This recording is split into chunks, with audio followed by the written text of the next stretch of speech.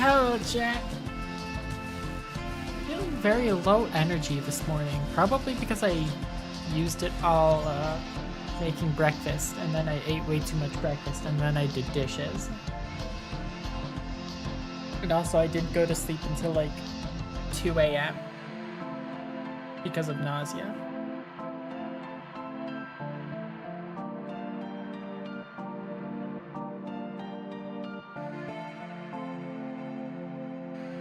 So I've got like this bug bite on my arm, which is right where my sleeve is, which is really irritating.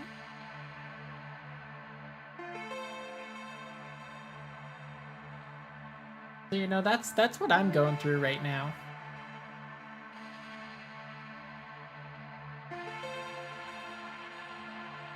Uh, let's come over here.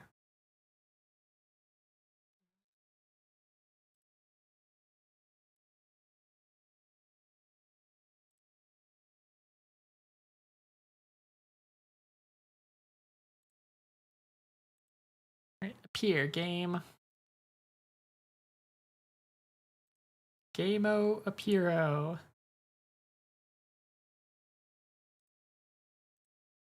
There we go.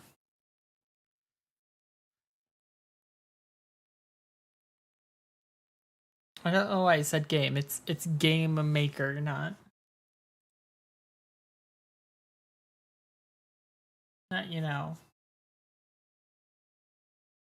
just an actual game. However, I do, because I'm making the map, I do need to open Final Fantasy 14.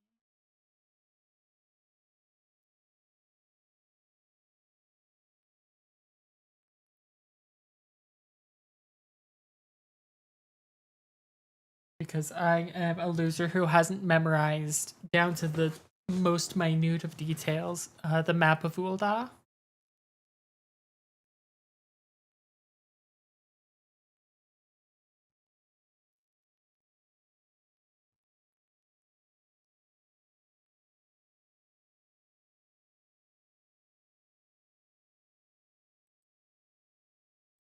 My launcher is frozen. Final Fantasy 14 launcher. Why are you frozen? Reopen it. There we go. Okay.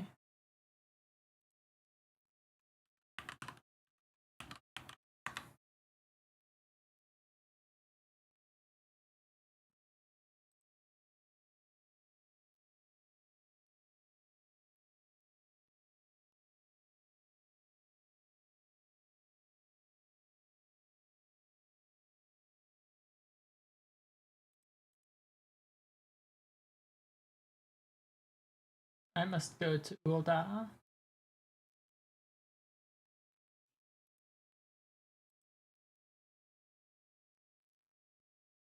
Who up Uling they da?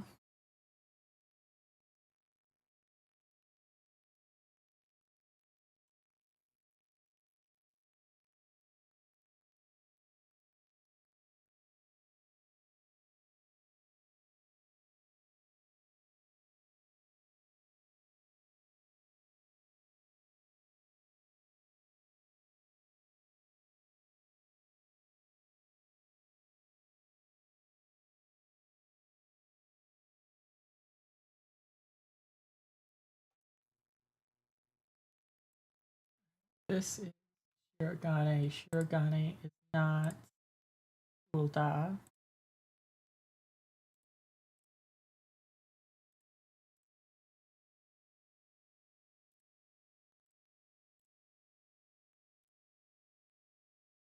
Ul'dah, Steps of Nald, please.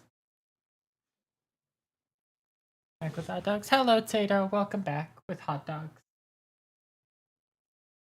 Have you considered cold dogs, though?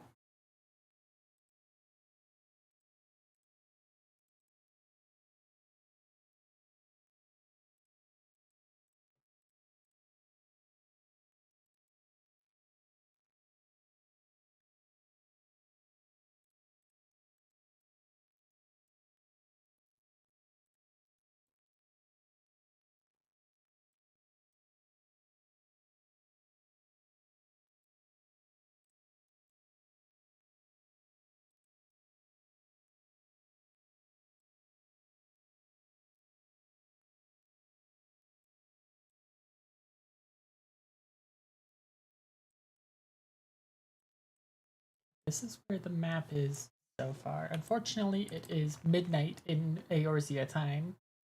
Means I really can't see shit.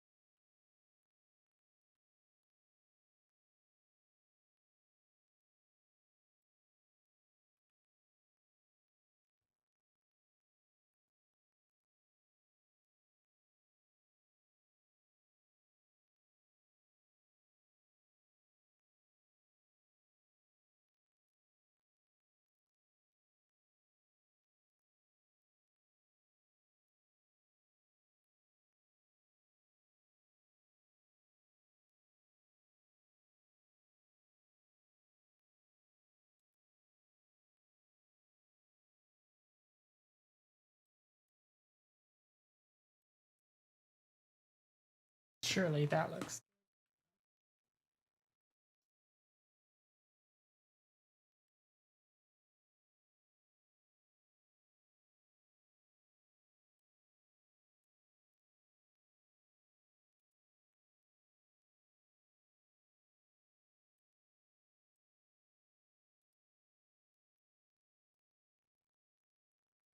Actually, this does look better.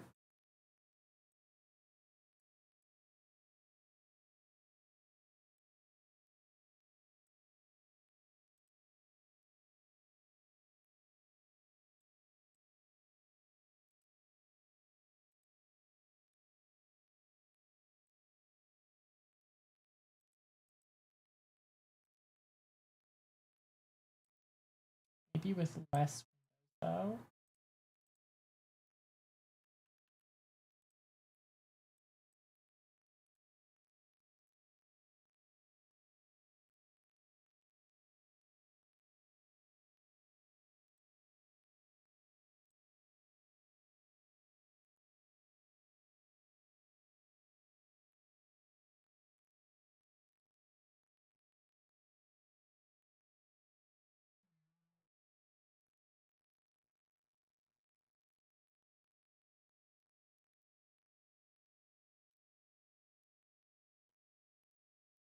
We're just going to this entire building.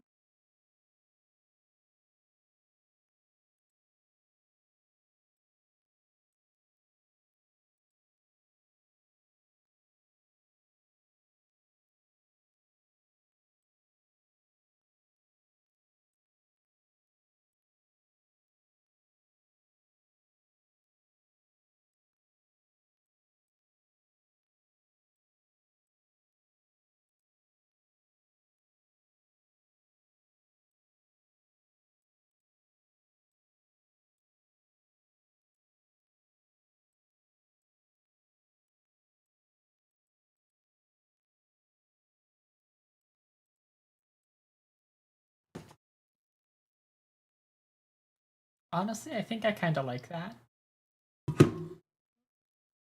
Accidentally hit my drink.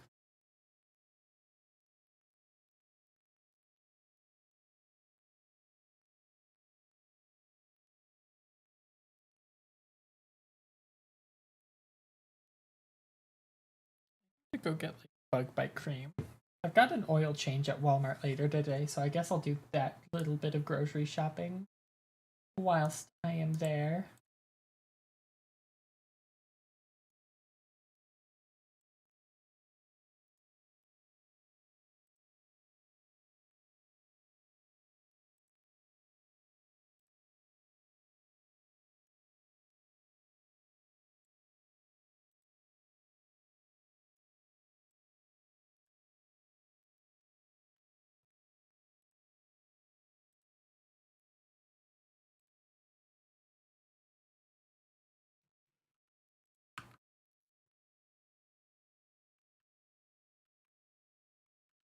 Doesn't give me running shoes.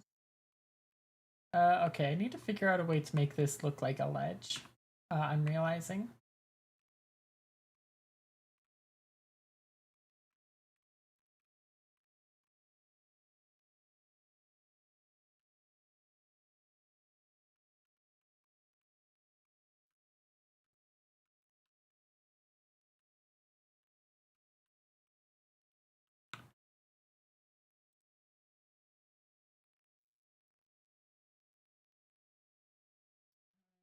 Okay, what things do I have that make things look like a ledge?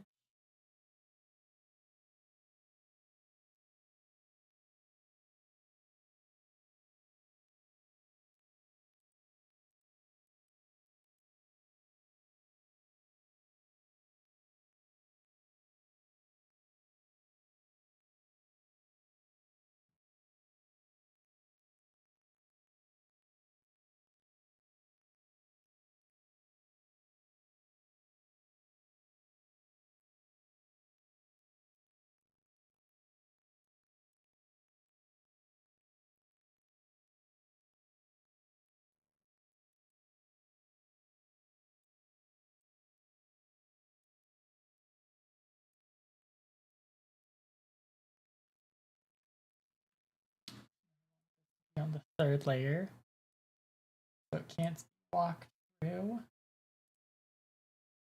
No walk through.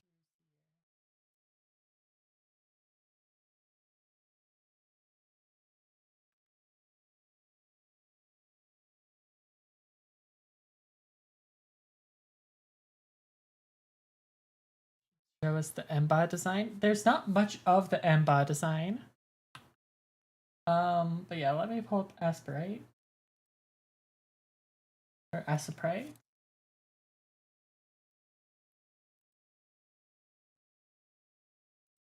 I'll show you what I have for it. You won't get to see the whole thing yet.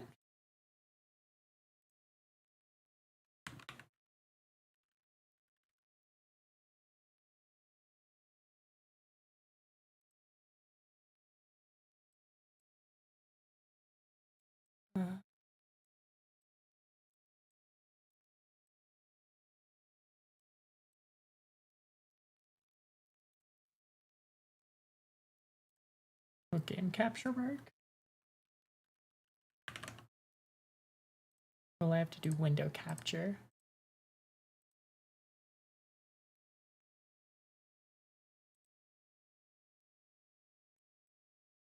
Alright, I'm gonna have to do window capture.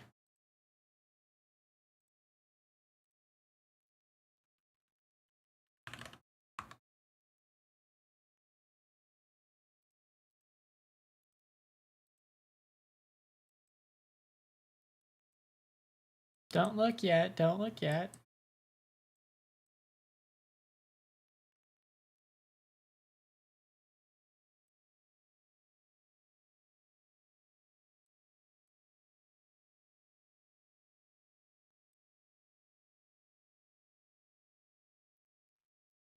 Yes, this is Emboss so far. And this is all you get to see of Emba for now. Until I get to like the actual spriting stream.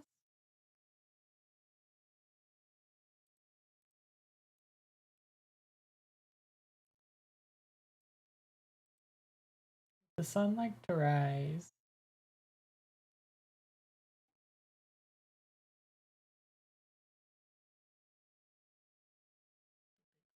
Stage 1. Well, yeah, oh, the horns. Trust me, it'll make sense when it's more than just the head and the horns. But the horns play into every evolution branch that it has.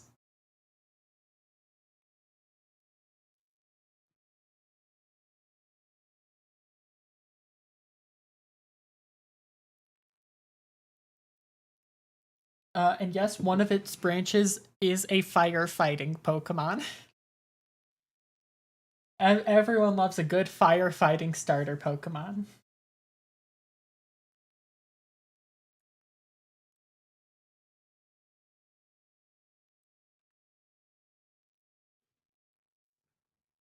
I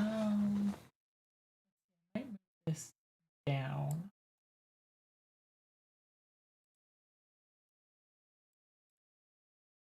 Yeah, I think I like that down more.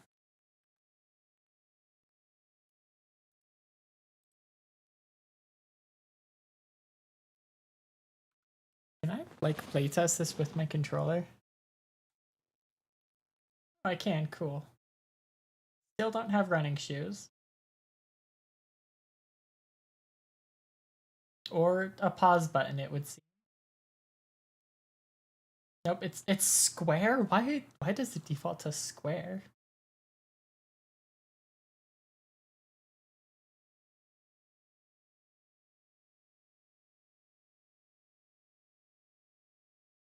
Does that give me running shoes?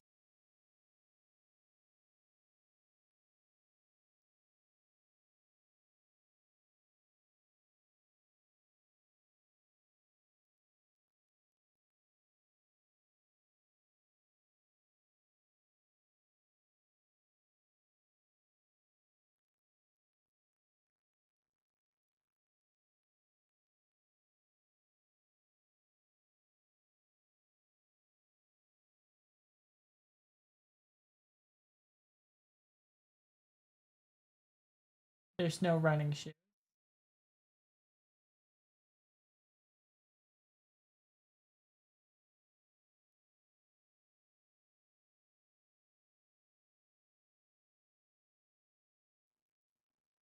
Big map. Probably honestly gonna shrink it down. I think like it's gonna be at its tallest here with this is gonna be the quicksand.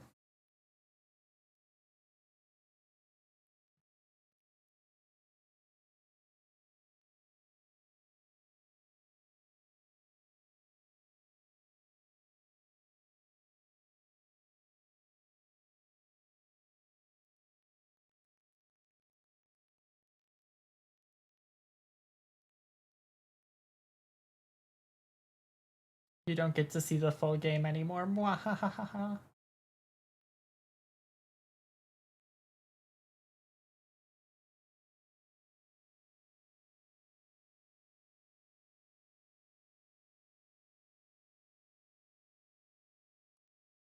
Okay, that's how I get running shoes.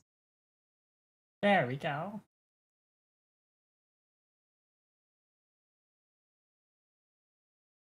I'm not fixing the capture, by the way.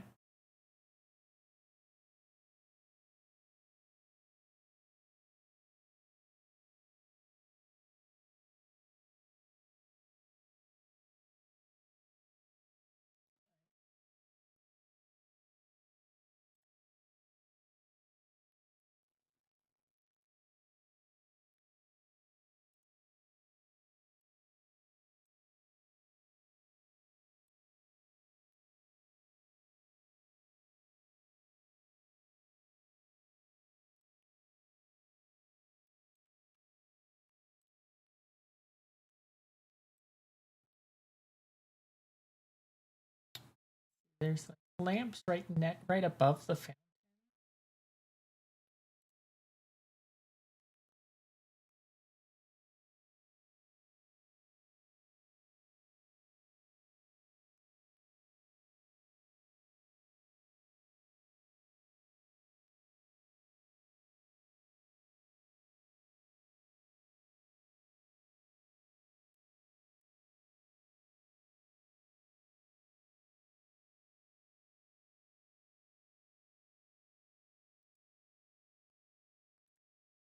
Put it in line with these other ones down here. Capture is broken. I should just use a master ball. Skill issue on my part, honestly.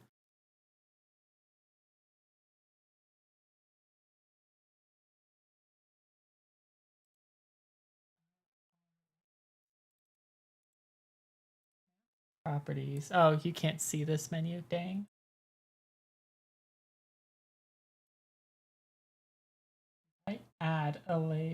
If I add a unit of height, where does that unit of height get added? At the bottom.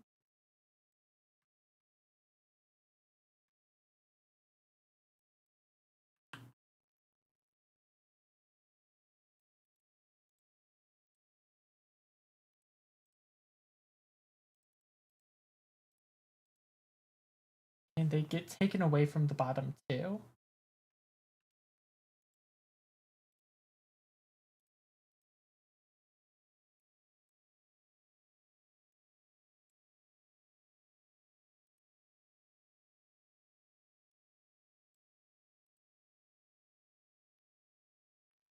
which means that I want to take like all of this and I want to shift it up.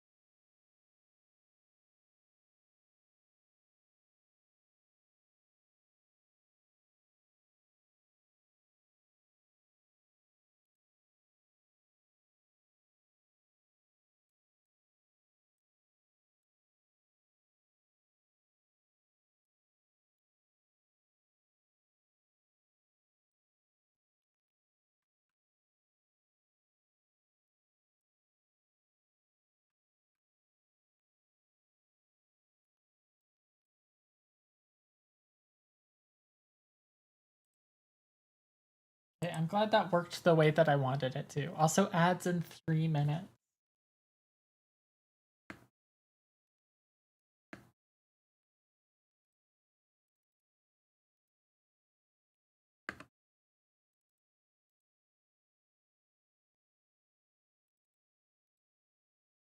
One more.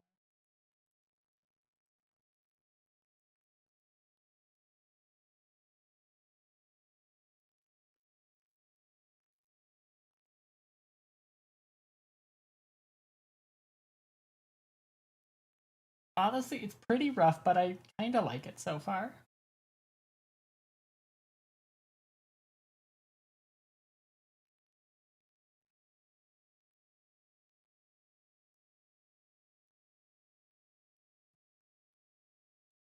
It'll look better with time.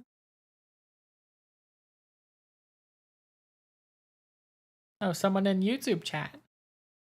Yes, I am making a Pokemon game, but it is not just a Pokemon game, it is also a Final Fantasy 14 fan game. I'm combining the two of them because I'm mentally unstable about both of those franchises.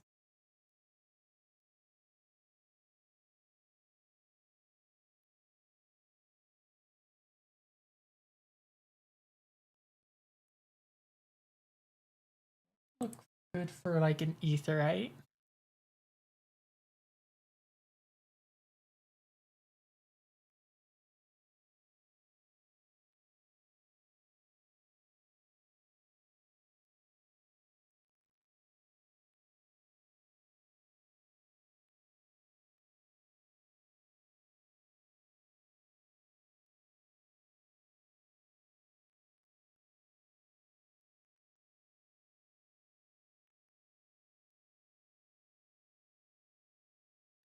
One minute until add.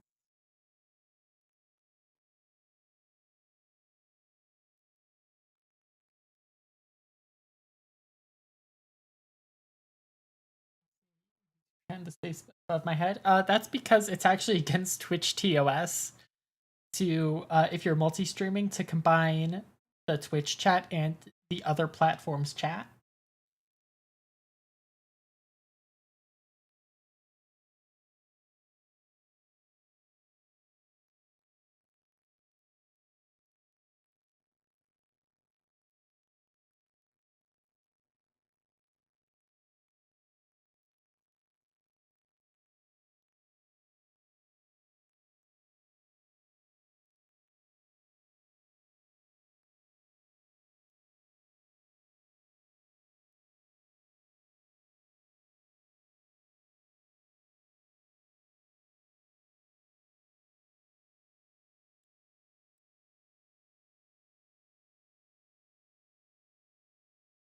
Oh, Edge time.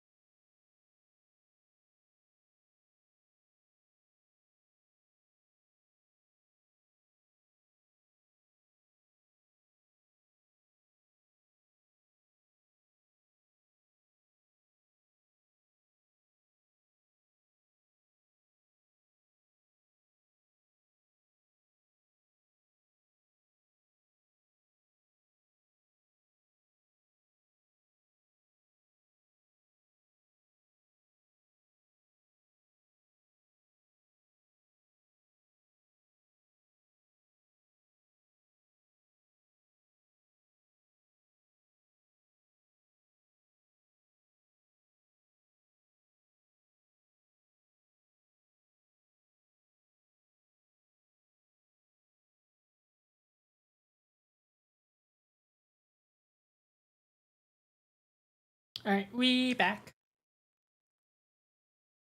I realized that I need to come over here to the intro. Was the full intro? This was.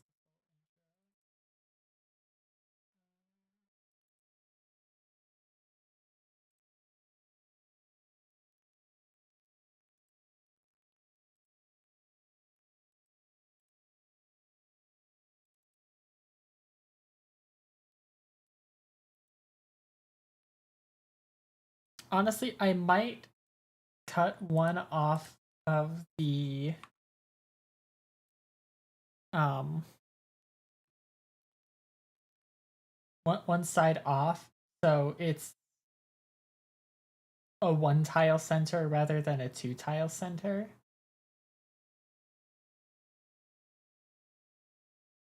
I feel like that would just kind of generally look better for most things here.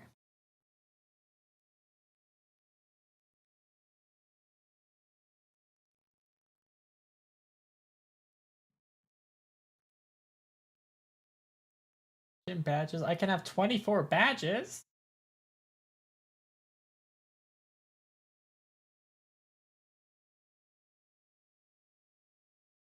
That only looks like 3 badges to me, I'll be honest.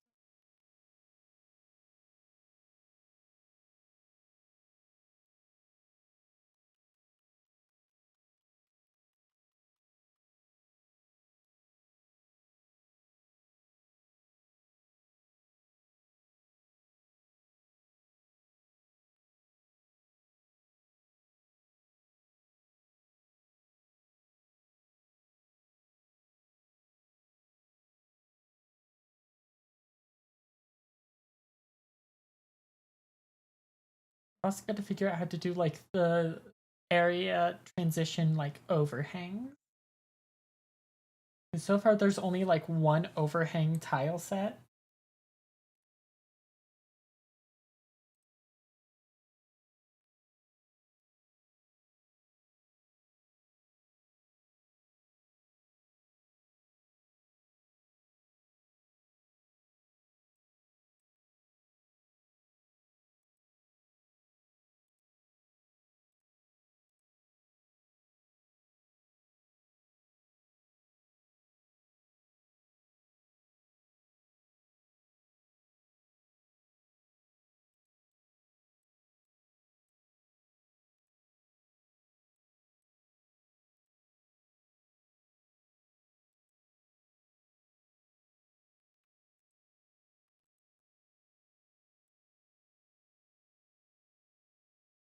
It would have to look like this.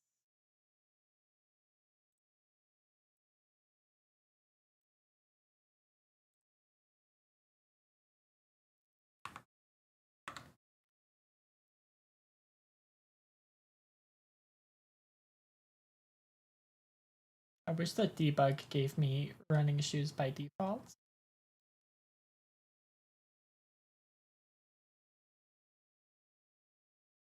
Yeah, I can go under this one.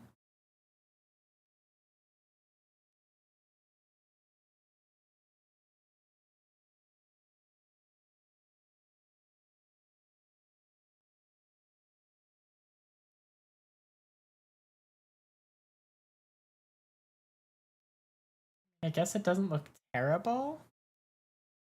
I wish I could get like a one wide version of it.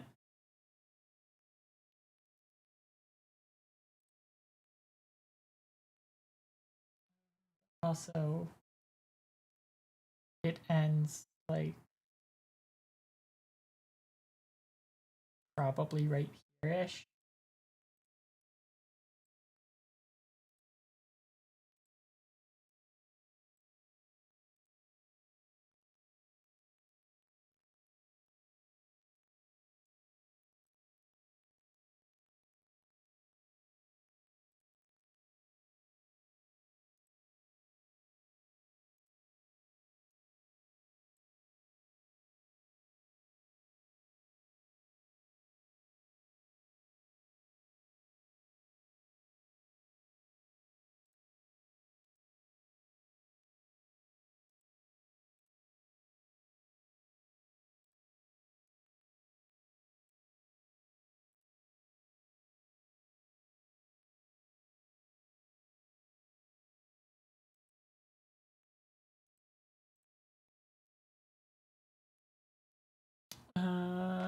Okay, does this...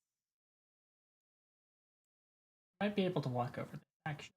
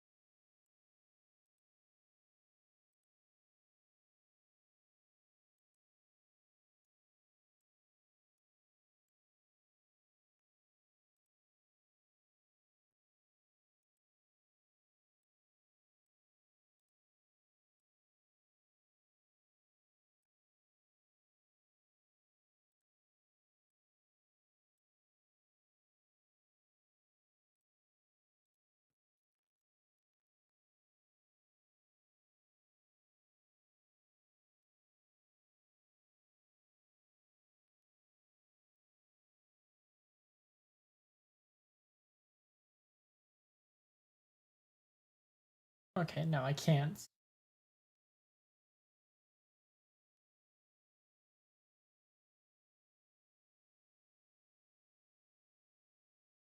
But I should probably extend that.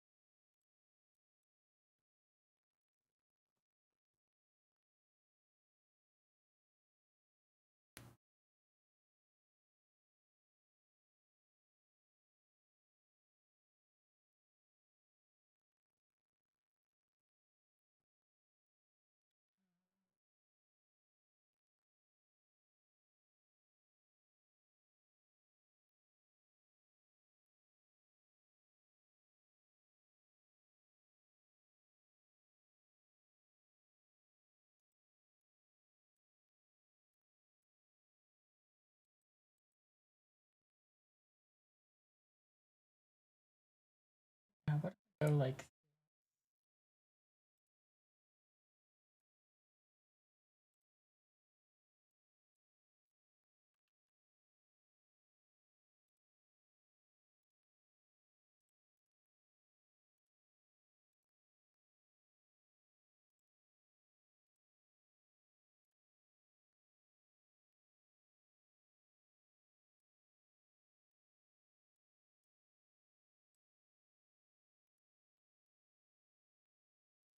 Is this good?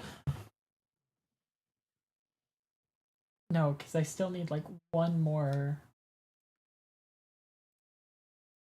height.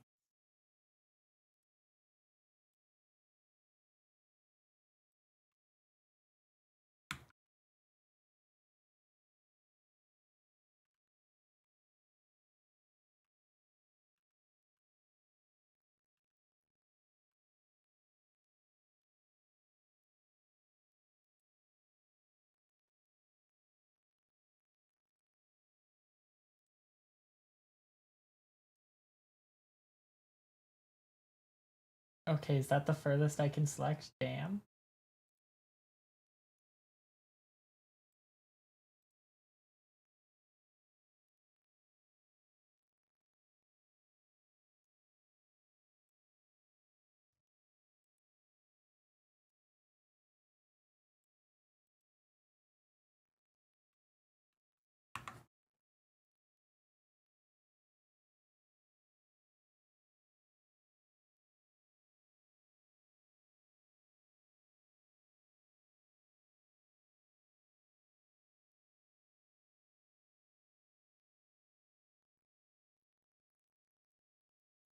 All right, yeah. I'm no longer seeing above. All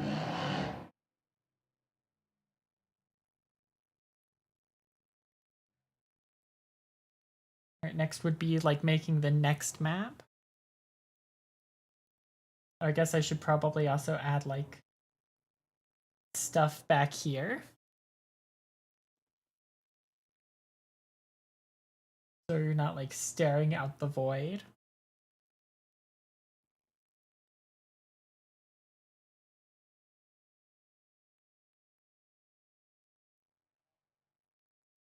Did people stop like being loud with machinery?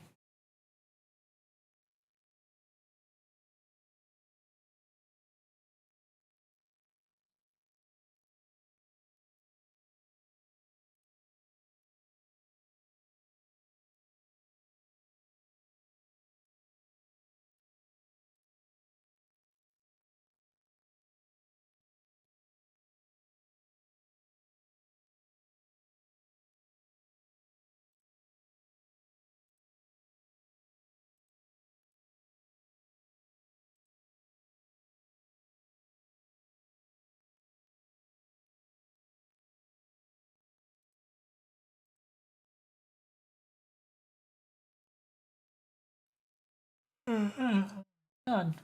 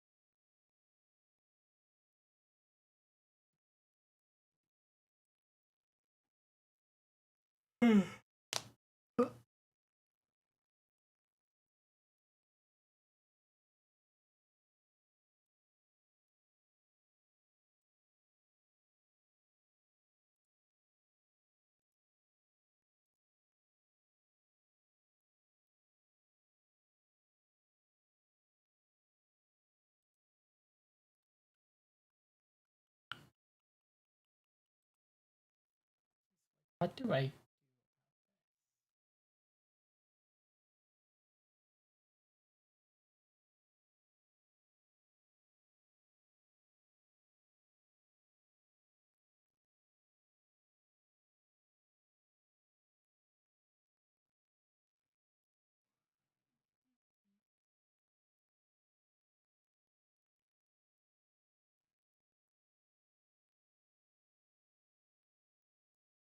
Because like this is eventually going to be like a way out of the city.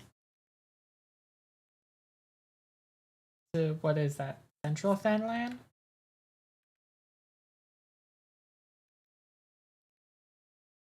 Yeah.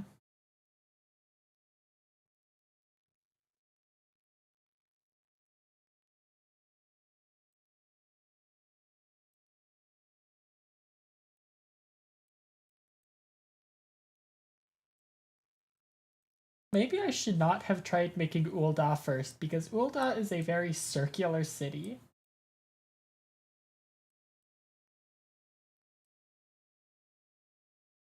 Honestly, probably Gridania would have been the easier place to start with making.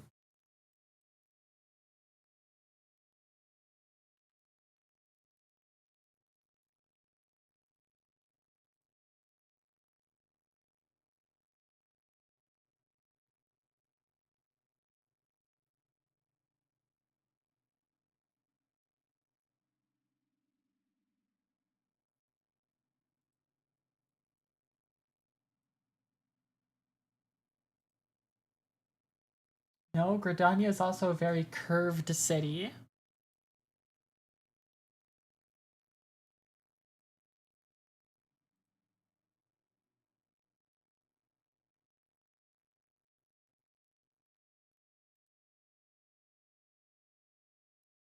Yeah, no, I do have to finish Ul'dah since I started with Ul'dah.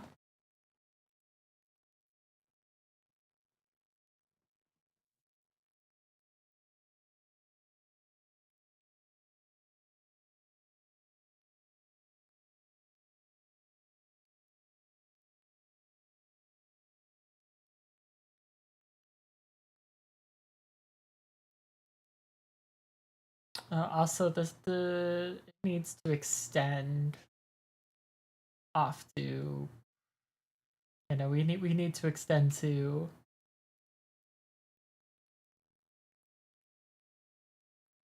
the left more.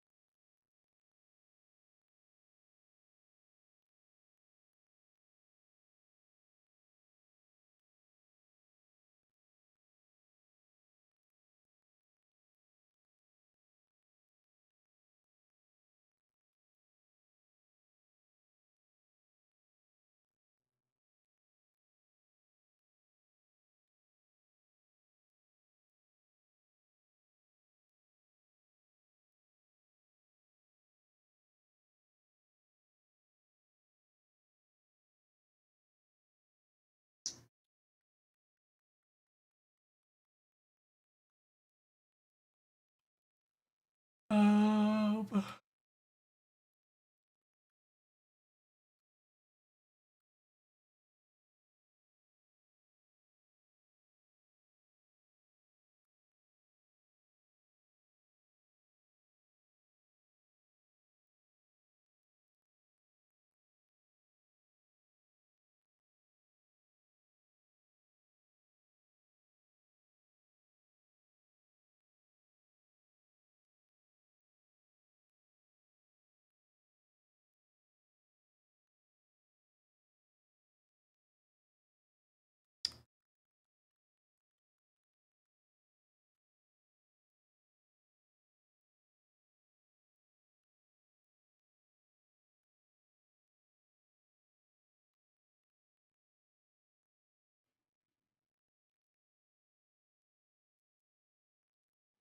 why did I have to start with the most circular city?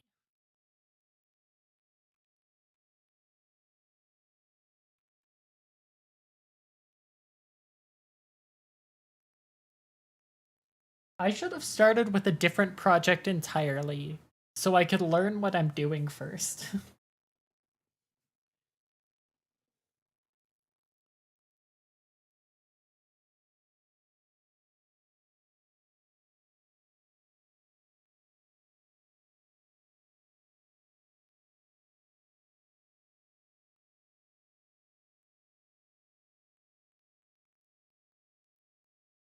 Why am I not allowed to like rotate the map?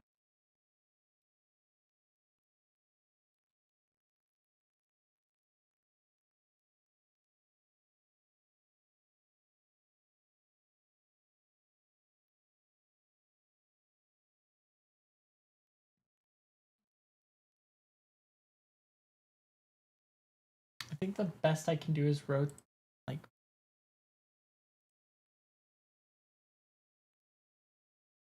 I can like unlock the mini map, but that's it.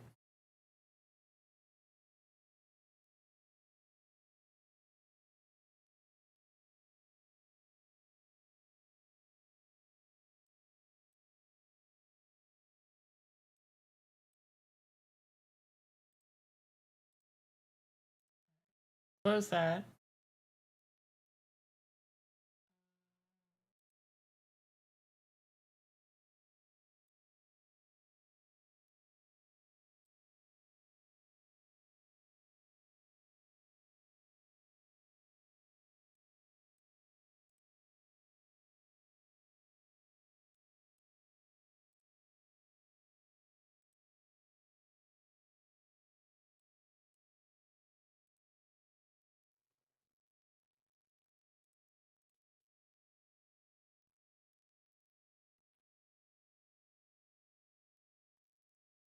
And Tato, I heard about this learning thing, and like apparently you get better at things the more that you do them, which is crazy because I've been playing Yu-Gi-Oh for like my entire life, and I'm still shit at it.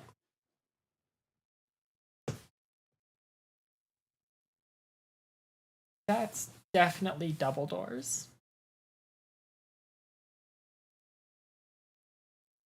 Like, look at me and tell me that those are not the doublest doors you've ever seen.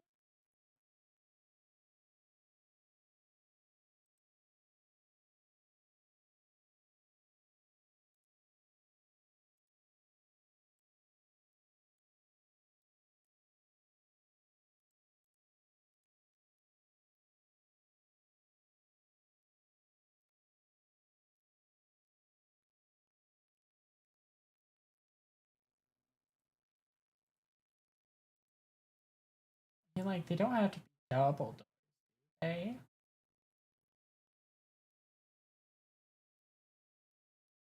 Learning can't be a real thing. It is, man. I googled it. I learned about it.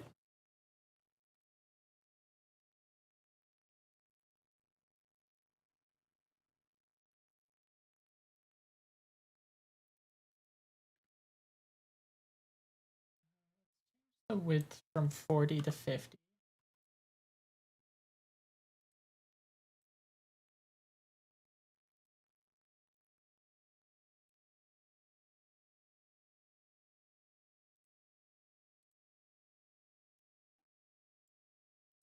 Erase.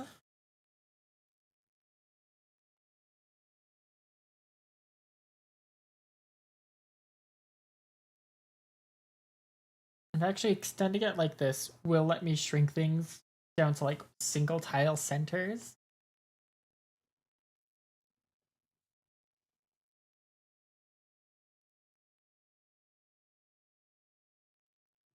I saw in the playlist that I can make my own tile sets, which honestly is probably going to be a godsend.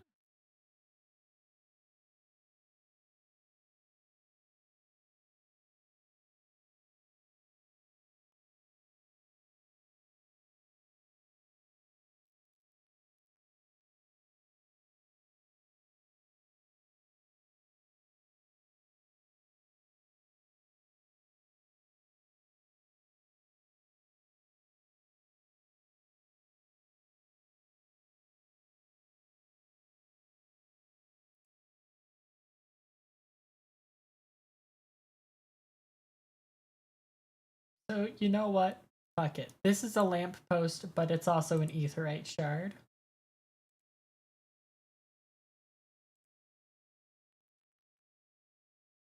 Or an ethernet shard, rather. I know my game terms.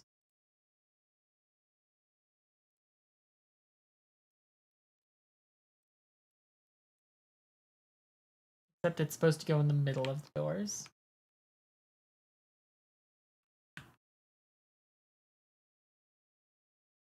Here-ish.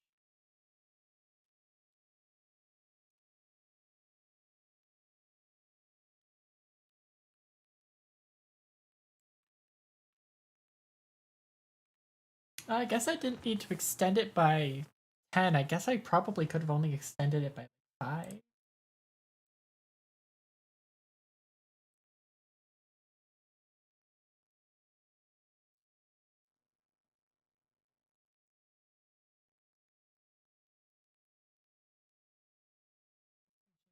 Right? What do you mean, Tato? Like tile sets?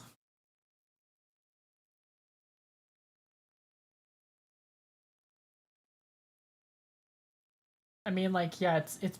I probably can make my own, like, sprite, like my own tile sprite.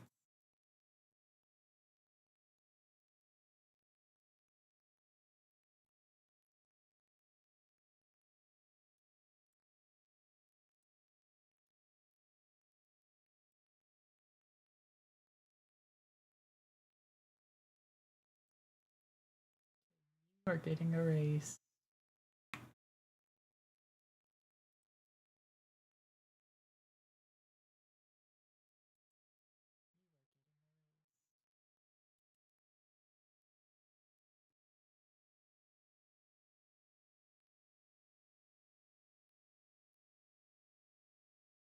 As the net share. Oh yeah. No, I'm going to change it. Yeah.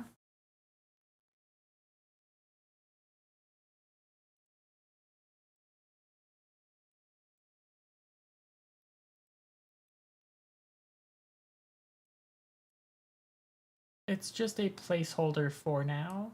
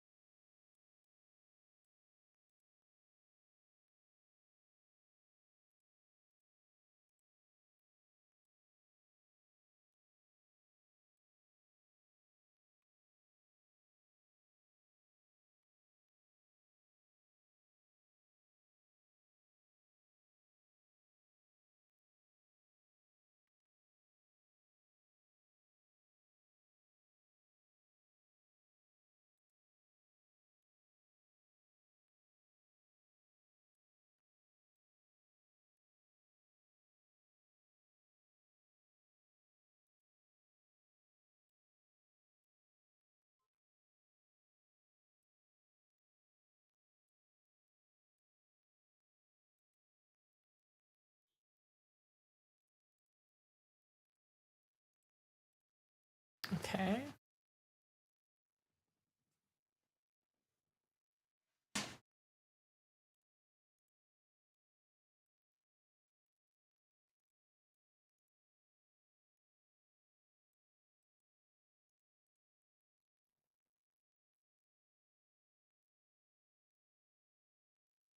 I'm also gonna have to shrink it like over here.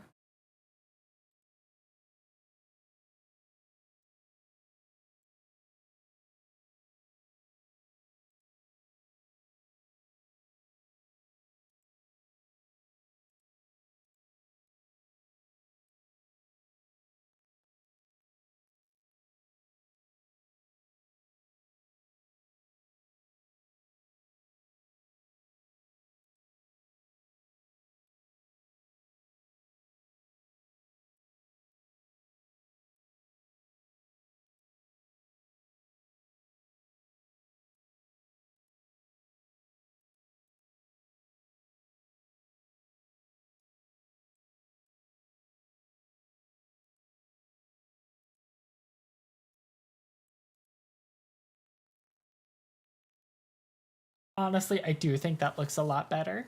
I don't think it matters really that I extended really the path by one tile here. Speedrunners hate this one trick. Game devs do.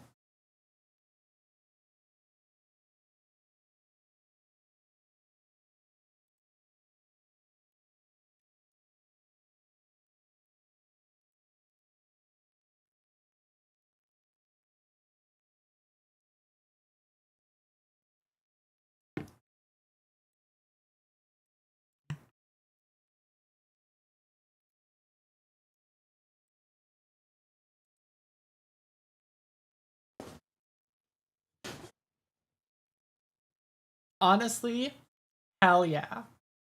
For like the very roughest outline, I am happy with this. Is there a way for me to like leave comments? Like, have you know how you can like leave comments in code?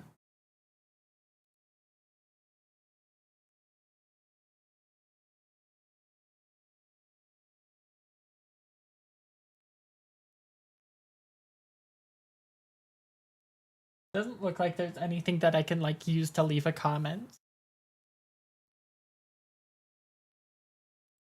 I'm sure I'll know what I was up to with that. I'll be able to go to Ulda and be like, oh, this is supposed to be the Ethernet shard. But I do want to extend this like that.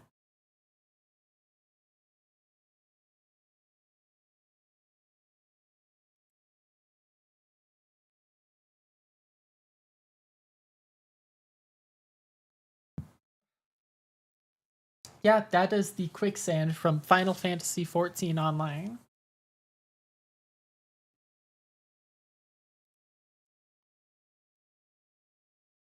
Alright, hold on, let me pull up the video I'm watching.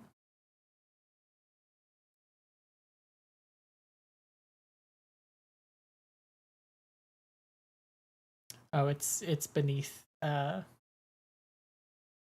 this.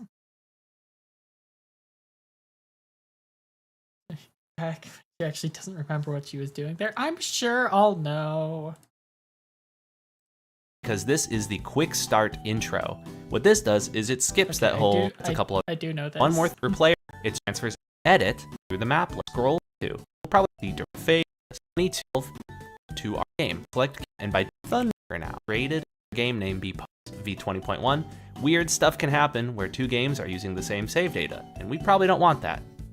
Second, I should go back. Is because save data is created and loaded based on the game name you've selected. And it's probably not a good idea to have your game name be Pokemon Essentials v20.1. If somebody else has the exact same game name, Pokemon Essentials v20.1, weird stuff can happen where two games are using the same save data, and we probably don't want that. Secondly, I'd like to briefly discuss the difference between debug mode and non-debug mode. If you hit the green arrow here in RPG Maker, you'll begin playtesting the game in debug mode, which gives you access to some very useful debugs for testing. These debugs can be accessed from the pause menu or by pressing the F9 key on your keyboard.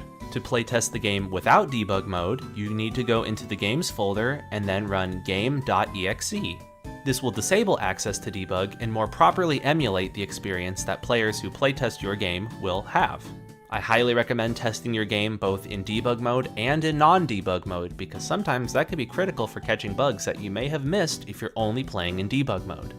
Alright, with all that said, let's start playtesting our game. To do that, we can, as we mentioned earlier, click on the green arrow here to playtest, and as you'll see... Yeah, that was an O, I did that, and now I am like actively trying to figure out how to change the name. But there's like not a save as, it's just save. Can I do Control Shift S? No, that doesn't work. Damn.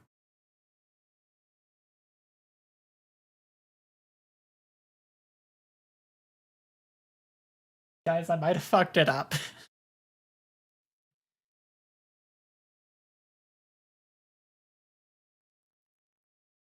Guys, I might have made a bit of an oopsie doopsie.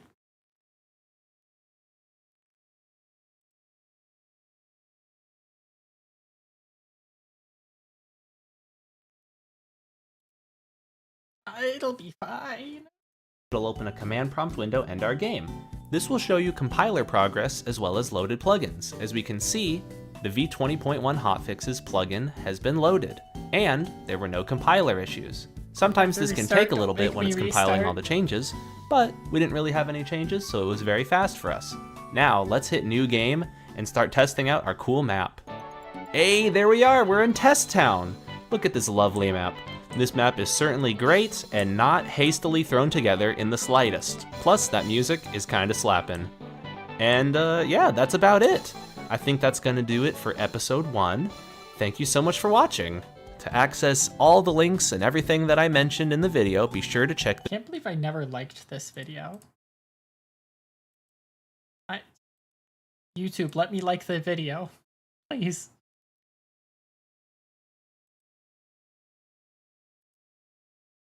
Okay, I guess I'm not liking this video.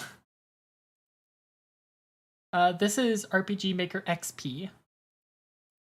the description. I'm creating a new page on my website for tracking every single tutorial, so there will be a hub for all the info I cover in one spot. I'll try to keep this page updated for every new tutorial video also.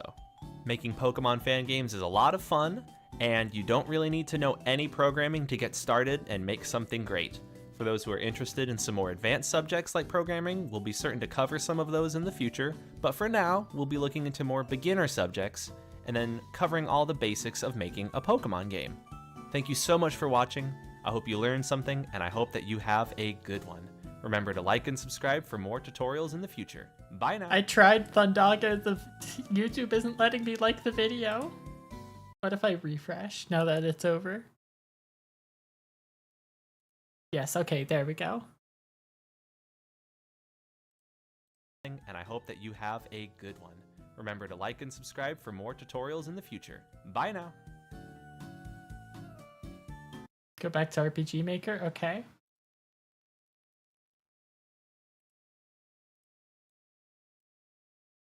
What am I doing over here, Tato?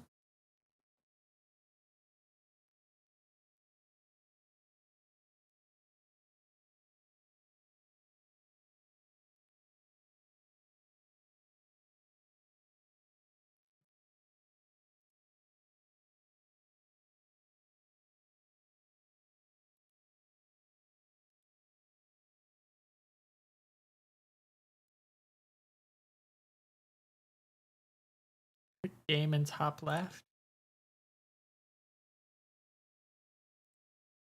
Holy shit, change title. Tato, you're a genius. I haven't actually thought about what I'm going to call this.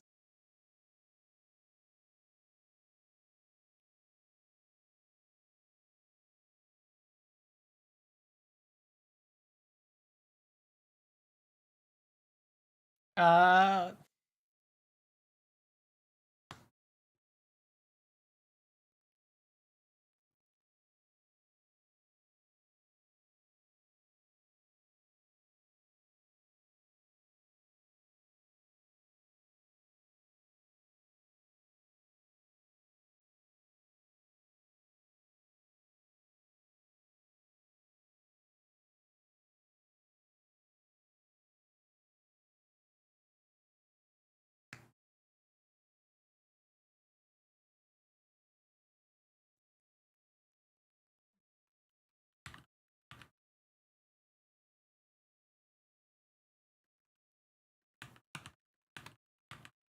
there we go.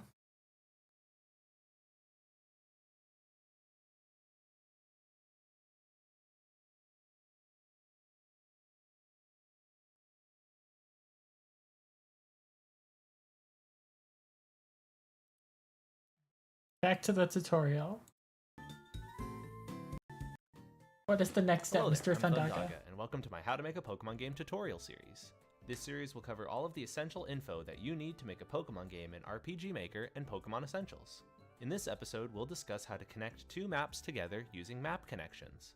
First, we'll update our test town map a little bit and we'll add a pathway out of the map. Along the way, we'll also discuss some additional mapping pro tips. Secondly, we'll create a new map, which we'll call Route 1. And lastly, we'll connect the two maps together by using the I'm not making any routes yet. Test it out in-game. With all I'm not making routes yet, Mr. Thundaga. I have to make the other part of the city. that said, let's get into it. Alright, let's update our test town map so it's a little bit more cleaned up and it has a pathway going out of the map. I'd like to add a circle of trees around the map as well as move these two homes closer to the center of the map. To move these homes, what I could do is go to their lair and then right click them and paint them again, but I think this is a very good opportunity to show off the Shift Map tool. To open the Shift Map tool, all you need to do is press left Control and T. From here, we What can the hell? select This was direction a that we'd thing? like to shift our map, as well as the number of tiles. God I'd damn like it. to shift these homes to the right over a bit, and let's say about 8 tiles. Then from here, we just hit OK, and look at that, it shifted everything over. Now, let's shift them down a little bit. Let's shift them, let's say, down 6 tiles. And there we go. One thing that's also really cool about using the Shift Map tool is that it also moves over all the events on your map. This way, if you have a more complicated map with a lot of events, you can move everything over and not have to stress about dragging over every event to a new spot. Shift Map also moves any tiles that were on the edge of the map over to the opposite edge. So for example, let's open up the Route 3 map that came with Pokemon Essentials and start shifting things over. As you can see here, along the left edge of the map, there's a lot of trainer events. And then if we use Control T and then select left and shift it over like 12 tiles, we'll notice that the events and everything else on that edge has now shifted over to the right edge of the map. Everything that overruns the edge will then fill in on the opposite edge. Now let's undo that, and to undo it, what we can do is just use Control T and shift everything to the right 12 tiles. And bada boom, it's like no changes were ever made. One thing you'll notice that I did there also is that I used middle click to quickly pan around the map. By pressing in the mouse. Okay, my map isn't big enough to do that. wheel or middle click, you can change the cursor here and scroll through the map very quickly. I use this all the time to move around the larger maps, and it's very convenient. I recommend that you get used to using middle click to pan around the maps. As a quick note, we'll be using the base maps that came with Pokemon Essentials, such as Route 3 here, a lot, so make sure not to delete these maps. They're extremely useful, and they have a lot of good examples of events in them. Now, let's go back to Test Town and begin adding our trees. What I like to do when I paint trees is I like to go in and select the bottom 2x2 section of the tree and begin painting that around the edge of the map. Then, once I have a nice big rectangle painted, what I can do is right click and drag and select that and begin painting this as a big rectangle of trees. Then I like to go into the third layer and paint the top 2 tiles of trees on the third layer. We can paint a few of these toppers on a couple of trees, and then we can use the same method that we just did where we can right click and select, but make sure to also right click and select the row of tiles above. Then what we can do is just left click and drag this selection and make sure that our trees all look nice here. To double check, we can always press the F4 key and bada boom, we can see our trees are looking good. This is the way that I generally like to paint my trees, where I have the base and bottom half on the second layer, and then the topper above on the third layer. I'm going to generally be referring to these 2 tiles here as the topper of the tree, by the way, for reference. Understandable. These are little tree toppers. One important thing that you should also keep in mind when you're adding trees around the map is what I like to call the buffer. This is how many tiles we want to have between the player and the edge of the map. The player can see 8 tiles to their left and right, and 6 tiles above and below, so that means we want a buffer of at least 8 on the left and right edges of our map, and at least 6 on the top and bottom edges. Okay. That was the wrong. I wanted to open.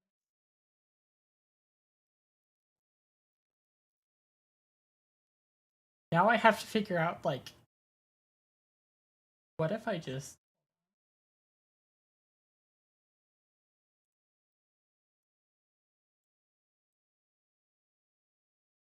I need... Alright, we're going back to height 30.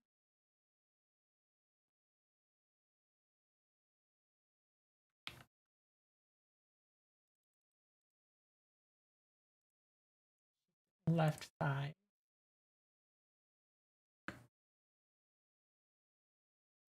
Go down to 40. This is where the connection is going to be over to... What is this place called? Hold on.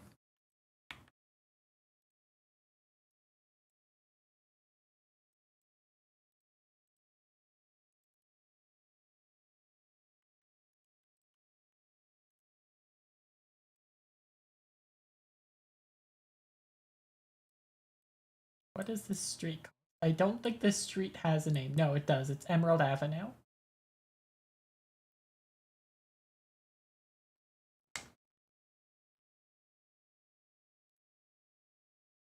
Yeah, so this is going to be where we connect over to Emerald Avenue. This is Sapphire Avenue? Yeah, Sapphire Avenue. Emerald, like the Pokemon game? Oh my god. I can't believe Pokemon Emerald is a reference to Final Fantasy XIV Online. Clearly, this is where Rayquaza will be handed to the player in the post-game.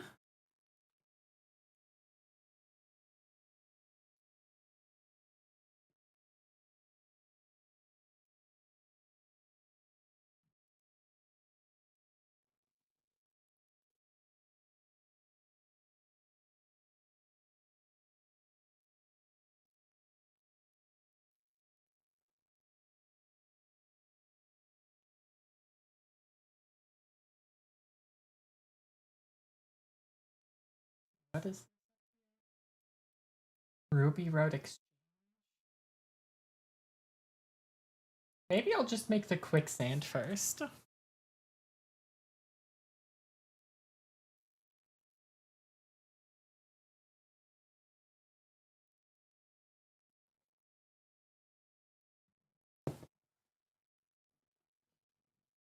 I think I'll do that. I think I'll just make the quicksand. Which is unfortunate because the quicksand is a fucking circle.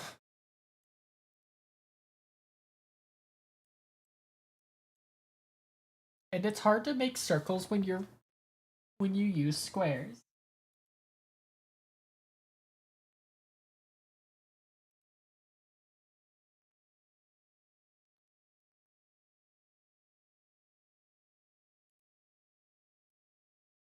Um,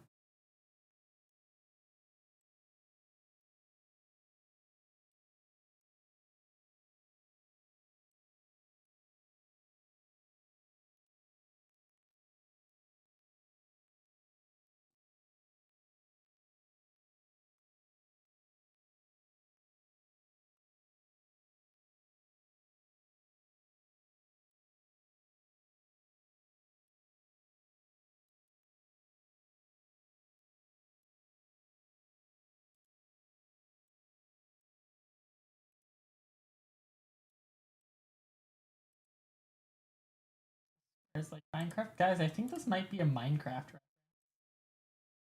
How cool is that?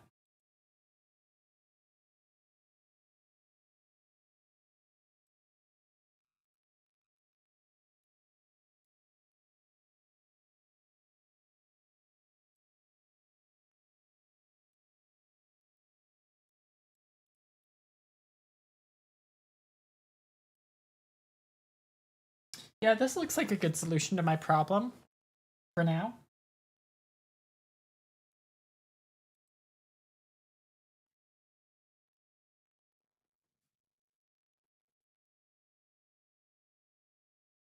What the fuck?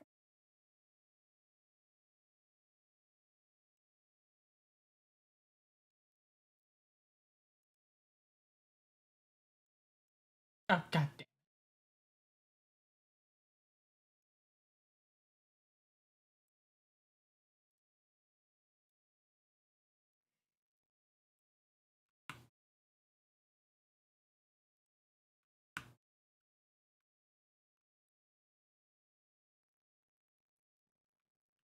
Okay, now that pasted down onto the wrong layer.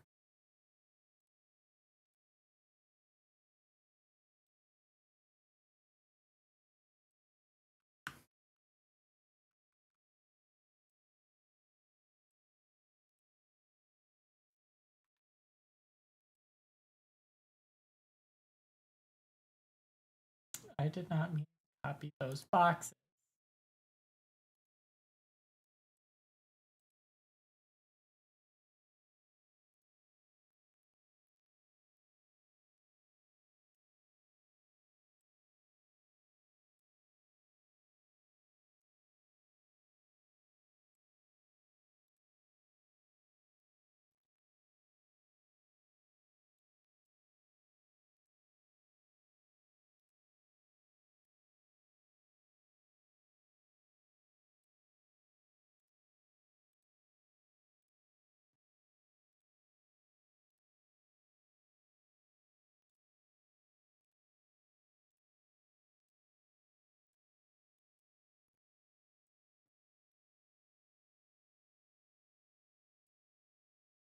I like how I changed the map from a 40 by 30 to like and messed with the dimensions, and now I'm just back to a fucking 40 by 30 map.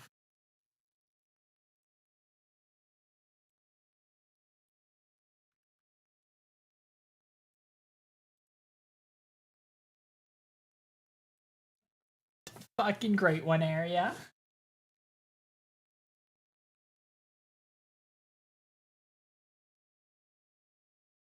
I use this as a tile.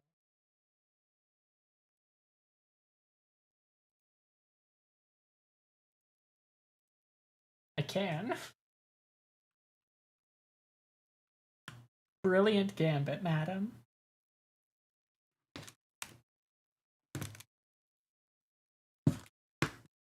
I need to get like a can of compressed air and clean my keyboard. Because I have a terrible habit of eating at my desk. And so crumbs are in my keyboard.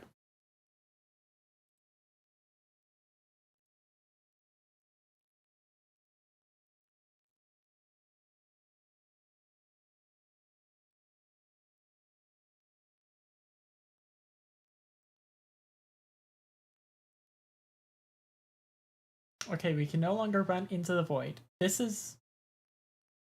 It's fine for the map change to... Yeah, it's fine for the map change to be like right here. Right here. The map change will be right here.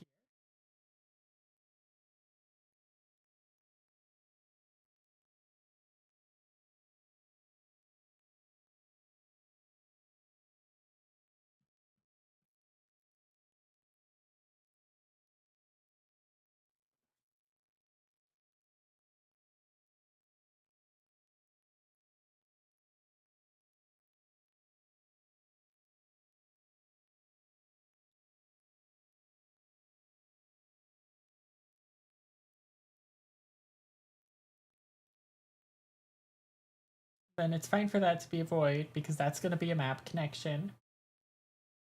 And it's fine for this to be a void because it's a map connection.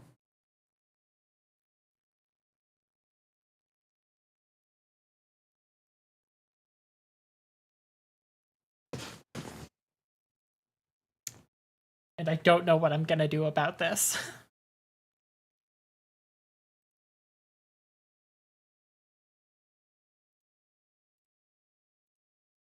In a little bit, I'll show an example of this in-game, where we have a buffer of only 4 along the top and bottom, and a buffer of 6 along the left and right, and we'll be able to see out of the map.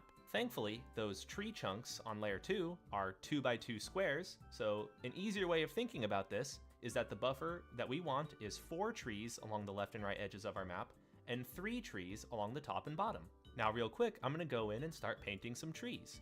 That's great, Thundaga, but Ulta is a desert. Desert doesn't have trees.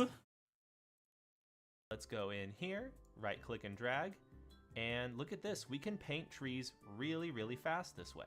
I was gonna recommend maybe doing like a time lapse or something, but we don't even need that because look at that. We can already paint trees super easily. You'll notice right here at the very top though, that I only have 2.5 trees as the buffer. So let's add one more row at the very top here. And then to prove a point, let me delete this tree. We'll notice right here that the buffer is 1, 2, 3, 4, 5. We'll test that out in game, but I'm promising you we'll be able to see out of the map. Let's also do that here. See, this buffer is 1, 2, 3, 4, 5, 6, 7, 8. This buffer is 1, 2, 3, 4, 5, 6. So if we stand in these tiles here, we'll probably be able to see out of the map. So let's just see how it looks in game when we have an incorrect buffer set up. To do this, let's save our map real quick, and then let's go and hit play to begin playtesting the game. Alright, I'm booted into Test Town, so now let's test out this buffer.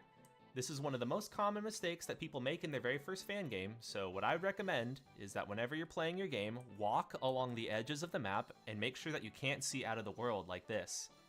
That's not looking very good, so what we want to do is make sure that we always have that layer of 4 trees, or sorry, that row of 4 trees here. I guess it's more of a column, but either way, make sure that we have 4 trees along the left edge of our map, as well as the right edge of our map to make sure that we can't see out of the world. And also, let's showcase this along the top of our map. If we go here, it looks fine. If we go here, we can actually see out of the map. The reason for that is the tiles above us is not within our buffer range. We have 1, 2, 3, 4, 5 tiles above us when we should really have 6. Once we're here, we can't see out of the map anymore. So that's something that you should very much consider when working on your map for your Pokemon game. Alright, so we've talked about buffers a lot, and I'll fix those mistakes now, but let's get past that and let's start making a pathway out of our map so that way we can go to the right and go to Route 1. What we can do to make our pathway is we can just go onto Layer 1 here and select a nice path. I think I like this sandy path here. What we can do is we can right click and drag this central column here, and then within our map we can left click and drag to begin painting our pathway. We can then also select the leftmost column here of this sandy square and then paint that, and look at that, our pathway has a nice little ender here. If we wanted to get fancy with this, we could always make this pathway have some curves and some bends and maybe have it corner down and wrap around into our homes here, but for now, let's just keep it simple and make it a straight line. Since we want this pathway to lead into our next map, what we should do is also make sure that it runs all the way to the edge of the map here. And let me clean that up a little bit. There we go. Once again, the right click and drag, very, very useful.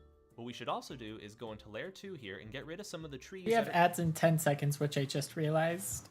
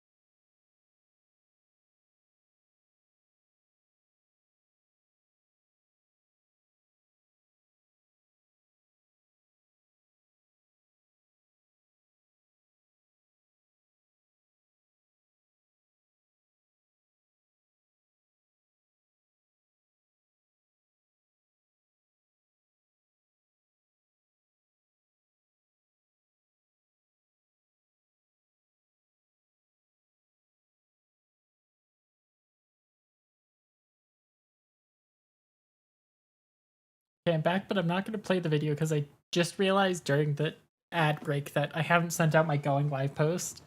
So I'm working on that right now.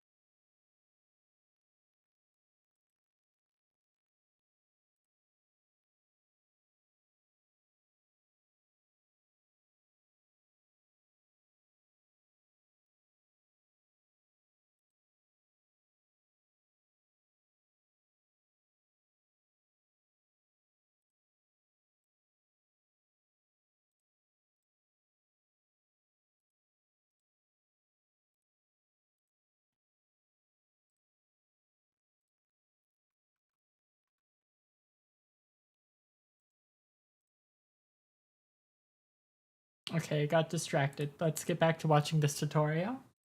In the way of our pathway. So what we can do is right click and drag some empty space here and then begin left clicking, and bada boom, look at that, we have our little path out of the map. Since we'll be walking to our Route 1 map by going to the right, we could always reduce our buffer a bit on the right edge, as long as Route 1 and Test Town together have no empty space. Because in theory, Route 1 will be here along the right edge of our map, we won't be able to see out of the world because Route 1 will just be there. To reduce the buffer on our right edge, we could just trim all these tiles. To reduce our right edge of our map, let's go into the map properties for our test town, and then we can just reduce the width. I'm going to reduce the width by 6, so it's going to go down from 40 to 34, which means what we'll be doing is losing the 3 trees along the right edge of our map. What we can do is set that value to 34 and then just hit OK, and there we go. As an important note, reducing the width or height will always trim from the right and bottom of the map respectively. So if you ever want to reduce from the left or top edges, make sure to shift the map left or up, so that way the part that you want to cut out has been overrun to the opposite end of the map, and then reduce the width or height by the corresponding amount. Now, let's make our Route 1 map. Do note that whenever you make a new map, it'll be placed underneath the map that you had selected in the map browser at that time. As you can see, I had Route 3 selected when I made Test Town. To reorganize these maps, you can just left click on them and drag them to be either under a different map or in their own section if you left click and drag them all the way to the very top. Each map that has maps underneath it will have a plus icon next to it that can be clicked to expand and see the full list.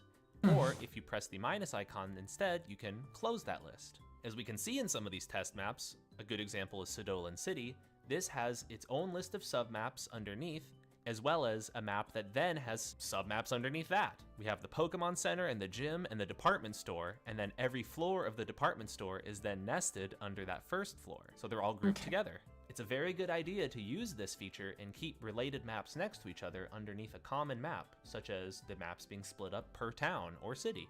Alright, so let's make our Route 1 map underneath our Test Town map so that way they're next to each other in our map browser. What we can do is make sure our Test Town is selected and then right click and select New Map. Hold on, is it?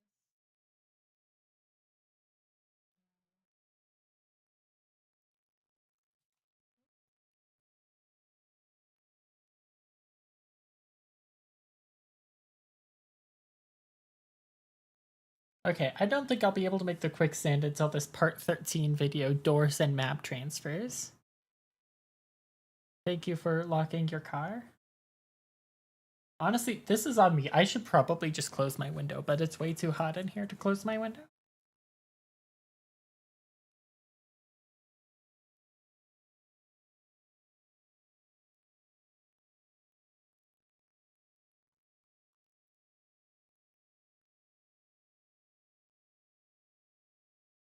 Okay, so do you think I am going to be making Emerald Avenue for this next map?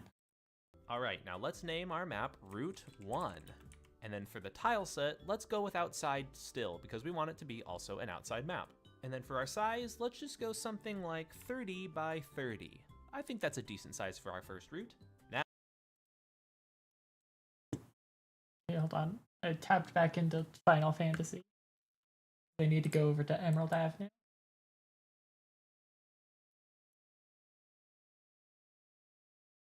God, it's so long.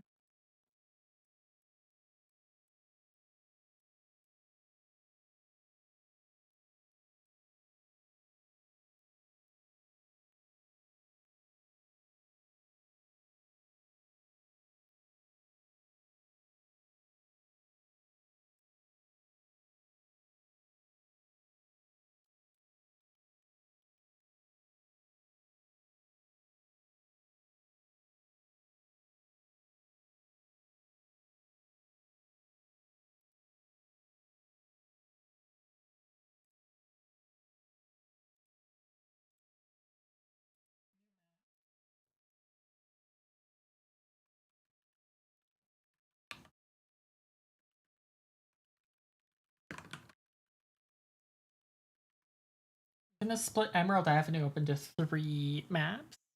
You cannot see the new map window, but it's right here. I'm dragging it around. Um,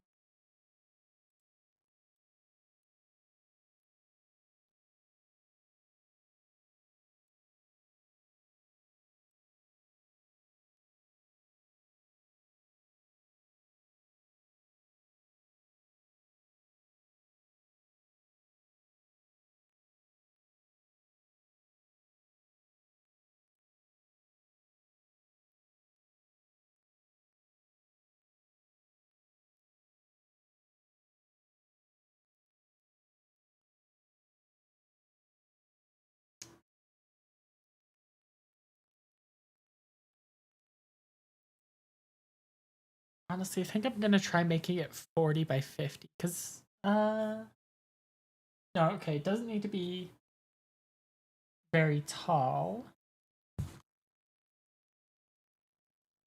Because I can make Ruby Road Exchange its own. That can be its own map.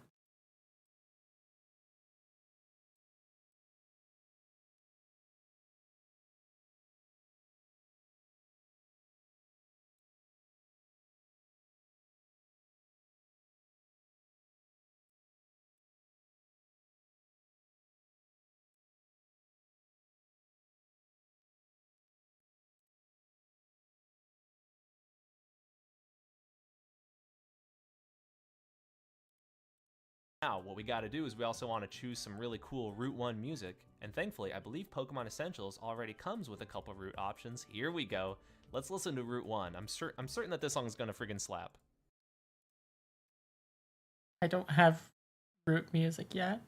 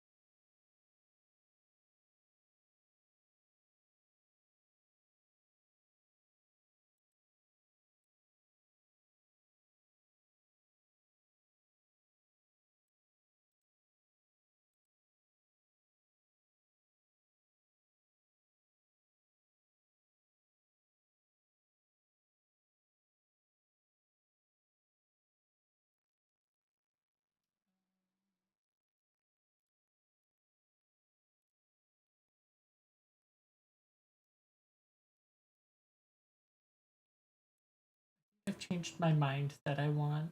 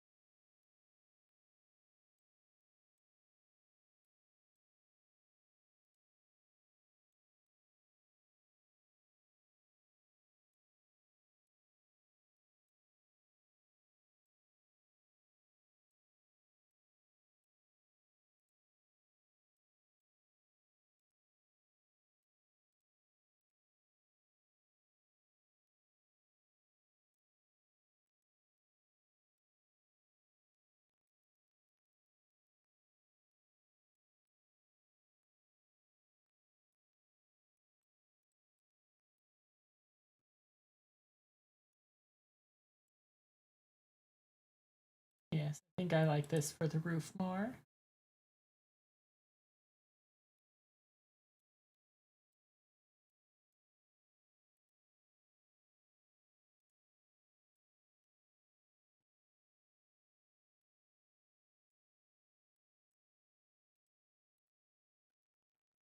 Yes, yes, yes. I am being needlessly nitpicky.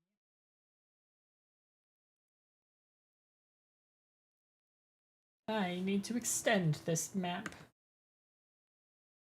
No, 20 by 20.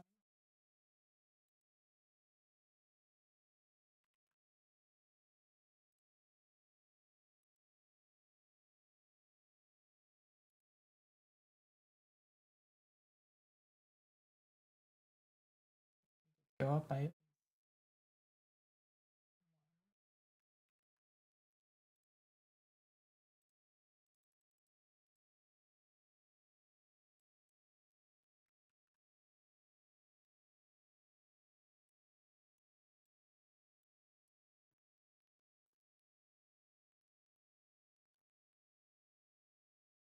Needs to be longer. I do think it probably needs to be.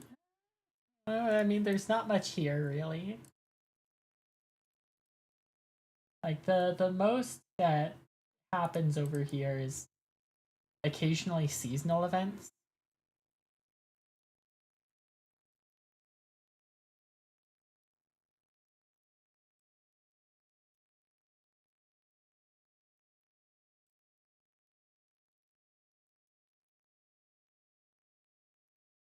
I don't think I would be able to figure out how to program those.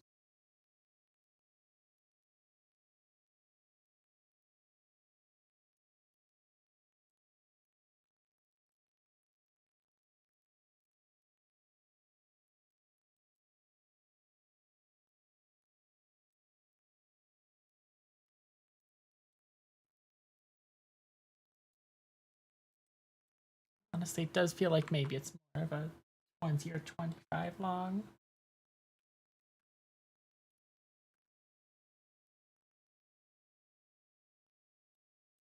Okay, it's already 20, so let's bump it up to 25.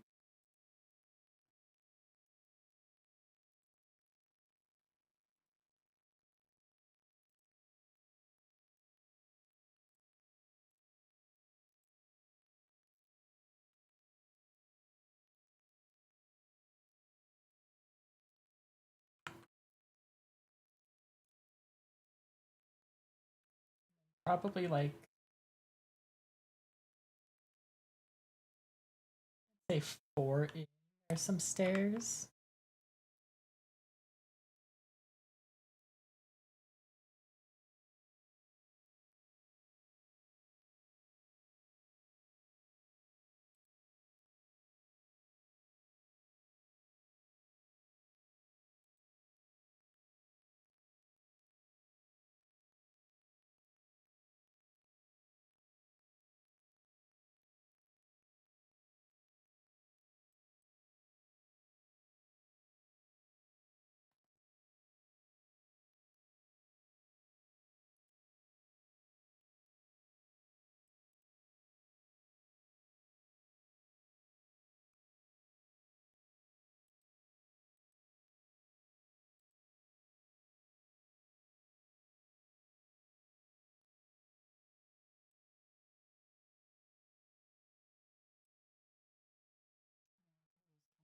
shadows.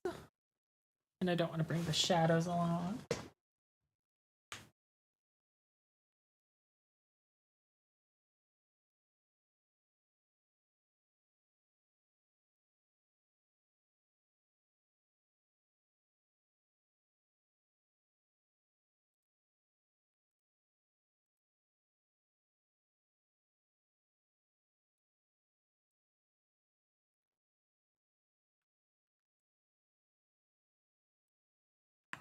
Go like across. Yeah, it's gonna go across like most of it.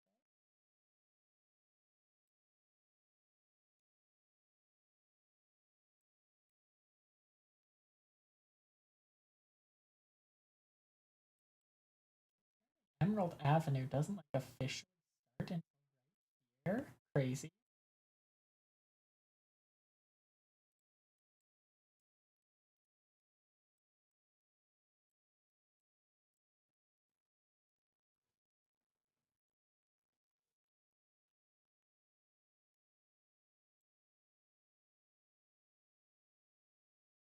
Okay, hold on. That's kind of neat. Dropping this back down to 20Y.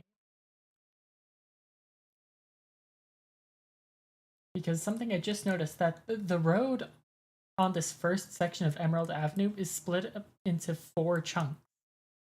1, 2, 4. So if we go to a 20, each chunk will be 5.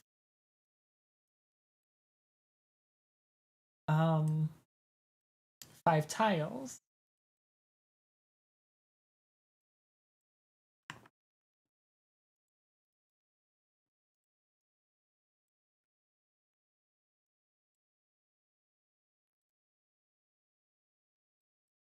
Stairs go all the way across these tiles. And this is going to be more wall right.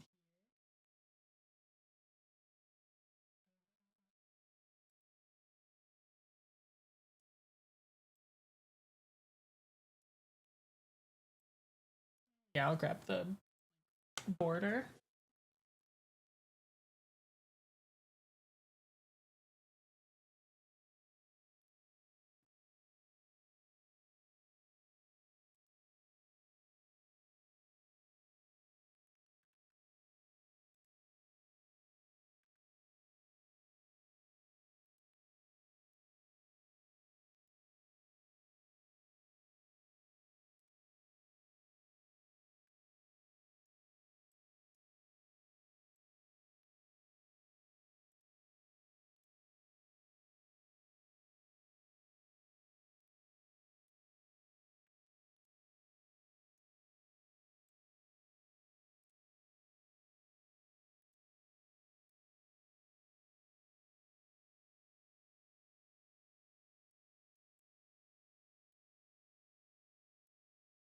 Okay.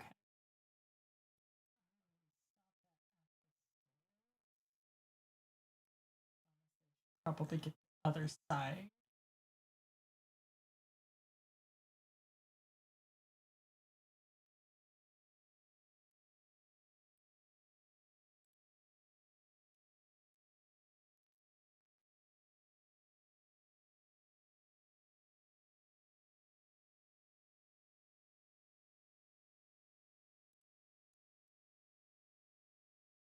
Okay, after this first set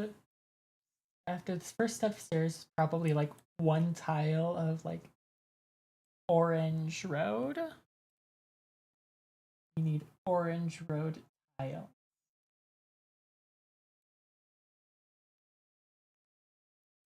Not like the dirt road, though. Probably.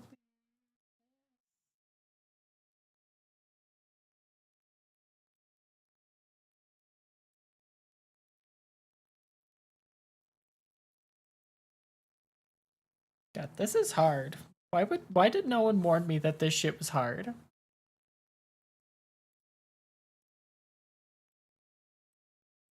And there's, I'll call this a 3 tile wide thing here.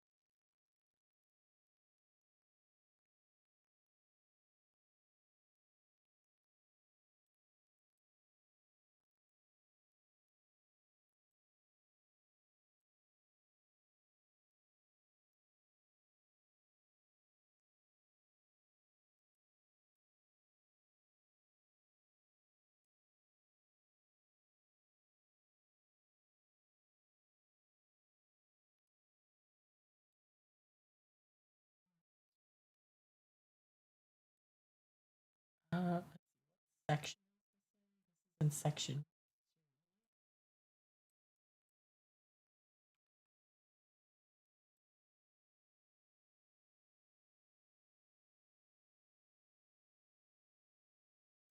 I'm going to pick up like these 3 middle tiles.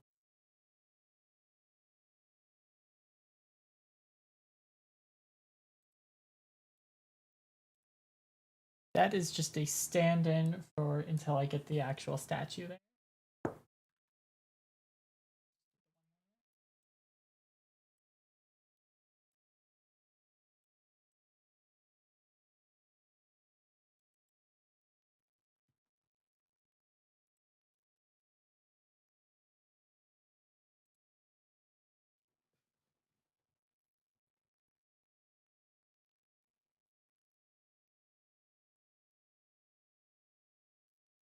I know I promised like a 4-hour stream, but I don't know if I have 4 hours of trying to figure out this bullshit at me.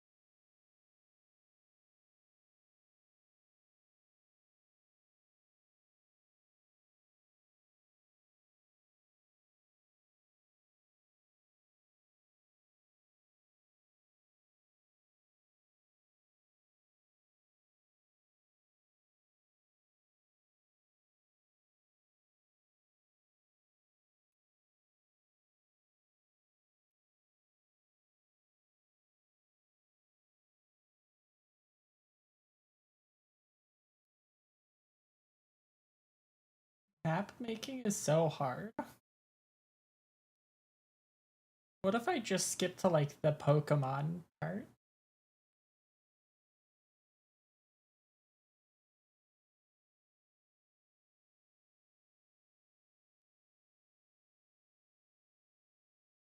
For now, I think I'll do that. I think for now I'll skip to the Pokemon part.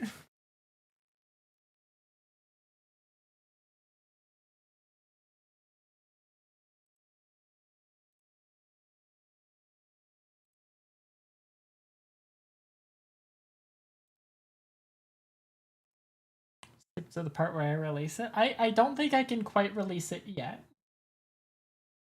I think it's a little too early to be releasing it right now.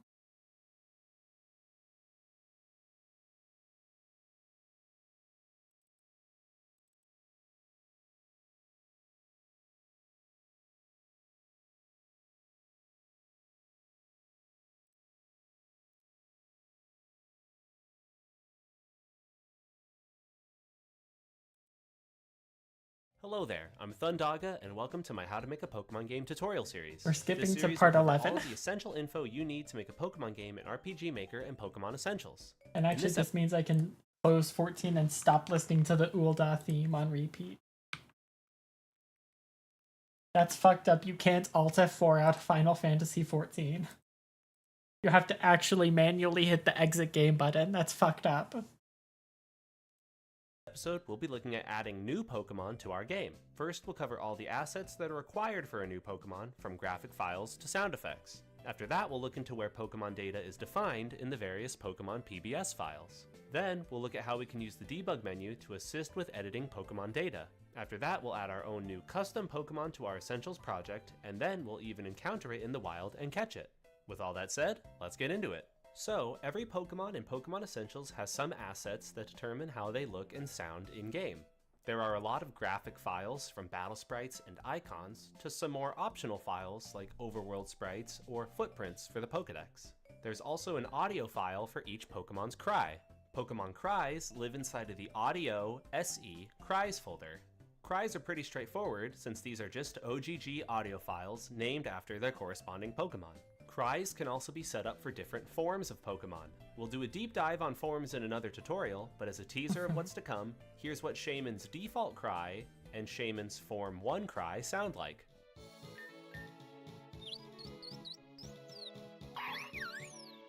Yep, that's Shaymin. Pokemon cries. Now, let's look into where the Pokemon graphics live. Damn, Pokemon cries. Where's that fan game? Inside of the graphics and then Pokemon folder, we can see all of the subfolders for most of the Pokemon. I should probably be following along with the folder, huh? What was this? Graphics? Graphics. Graphic assets. These are each important in their own way, but let's cover them in order of importance, starting with battle sprites. Inside of the front folder is where you will find the front sprites for all the Pokemon. Why do I have this set up like this? I need to be able to see. There we go. With the image file named after the corresponding Pokemon. Front sprites are what we see when battling against this Pokemon, as well as in the party screen and Pokedex and so on. Most of these sprites are 160 by 160 pixels, though some larger Pokemon sprites are 192 by 192 that's my pixels, girl. and they all have a pixel density of 2. What I mean by that is that each little square that makes up the sprite is really a 2 by 2 pixel square. Ideally, the Pokemon is centered in the image since their position in the battle screen is instead driven by some other data that we'll cover in a few. There are also additional sprites here for Pokemon forms, Pokemon genders, and shadow Pokemon. A good example of Pokemon forms would be Deoxys, where the default is Form 0, and then we can see Forms 1, 2, and 3 here as well for the attack, defense, and speed form. I don't know. I've got this folder open and I'm looking at I'm staring down Arceus and Arceus 1 through 17. I feel like Arceus would have been a better pick. Forms respectively. The key is that the end of the file name contains the identifier, so Deoxys_1 means Deoxys Form 1, and so on. A good example for Pokemon gendered sprites is Hippowdon, where the female sprite is defined separately and the default is the male sprite. An example for shadow sprites is Electabuzz, which comes with a shadow sprite by default in Pokemon Essentials. It's not the greatest looking sprite since it's just a purple overlay, but it gets the job done. You could always go crazy though and add some different shadow sprites, such as a Shadow Lugia if you wanted. Next up is the front shiny folder. This is exactly the same as the front folder, but for our Pokemon's shiny sprites. After that is the back folder. Back sprites are what we see when battling using this Pokemon. As the name suggests, this is the Pokemon's back, usually facing up and right to look at the enemy. These are also 160 by 160 pixels, and the Pokemon should be aligned with the bottom of the frame. They also tend to take up most of the image space and feature the Pokemon being cut off on the bottom, since you don't tend to see the whole body in a Pokemon's back sprite. Just like the other sprites, back sprites can have forms, be gendered, or be shadow as well. And finally, there's the back shiny folder for shiny back sprites. That's pretty straightforward, right? If any of the shiny sprites are missing, then the default sprite will be used instead. If any of the default sprites are missing, then a placeholder question mark sprite will be used instead. Next up are the icons sprites. These are what show for Pokemon in the party menu. Each icon sprite is 128 by 64 pixels, with 2 frames of animation, each frame being a 64 by 64 sprite inside the image. These typically just bounce up and down a little and have some minor differences in pose. Like the battle sprites, icons have forms and shadows, but no gendered differences. Whoa, hold on. Go back a few seconds. Guys, look. Oh, look at who it is. It's my guy. Icons have forms and shadows, but no gender Dredigan, my beloved. If no icon graphic is present for the Pokemon, then a default question mark icon will be shown instead. There is also the Icons Shiny folder. As you can see, this is empty by default in Essentials, since the shiny icons are optional. If no shiny icon is present, then that Pokemon's default icon will just be shown instead. There's always that shiny star icon too that symbolizes that the Pokemon is shiny. Next is the Eggs folder. This is where you can add custom egg sprites if you want. In base Essentials, there's the default egg that all Pokemon use, as well as the icon and cracks graphics. Cracks are what appear on the egg during the hatching animation and contain 5 different frames for the stages of cracking. There's also one custom egg here for Manaphy, as well as an icon for Manaphy's egg. There are no custom cracks for Manaphy's egg by default, so the standard 000 _ cracks will be used when Manaphy's egg hatches. Custom eggs are rarely ever used, but it would be fun to see a game lean into these more somehow. After that is footprints. A footprint is just the small sprite that shows that Pokemon's footprint. Can't believe I'm expected to get Pokemon feet pics. In the Pokedex. If no sprite for that Pokemon's footprint exists, then that square will just be empty in the Pokedex. Worth mentioning also, a good amount of Pokemon footprints are just an empty sprite because they don't have feet. So, for example, Arbok here. And the last folder here is Shadow. This isn't for Shadow Pokemon. Going to make special egg sprites? I might. But rather, the shadows that appear underneath an enemy Pokemon as you battle them. There are just 3 shadows of varying size here. We can set which shadow appears underneath each Pokemon later when we review Pokemon metrics. That's it for the graphics Pokemon folder, but there is another place where Pokemon graphics can be commonly used. Inside of the graphics characters folder is where we would place any overworld sprites for our Pokemon. I have one already here for Pikachu. These are optional for the most part, unless you want to lean into a system like following Pokemon or have certain Pokemon. I do want following Pokemon. Special egg sprites will probably be like one of the last things I do if I decide to go with them. There's no reason for me to still be holding my controller. Appear in the overworld as other events. They follow the same format as the other characters, where they contain 16 different frames. 4 facing down, then 4 facing left, then 4 facing right, and finally 4 facing up. When making an event and then selecting an overworld Pokemon sprite as the event graphic, I would recommend enabling stop animation here in the bottom left. This will make it so that way the Pokemon is animated even when they aren't moving. This makes them look more alive. That's all for Pokemon assets. Now, let's look into how Pokemon are defined in the PBS data. Inside of the PBS folder here, if we scroll down a bit, PBS we can kids? find the 3 PBS files that make up a Pokemon's data, which are Pokemon, Pokemon Forms, and Pokemon Metrics. Pokemon is the main one that we'll be looking at, since that's where the majority of the interesting stuff lives. When opening it up, we can see that there's a ton of info here for each Pokemon's definition. We'll go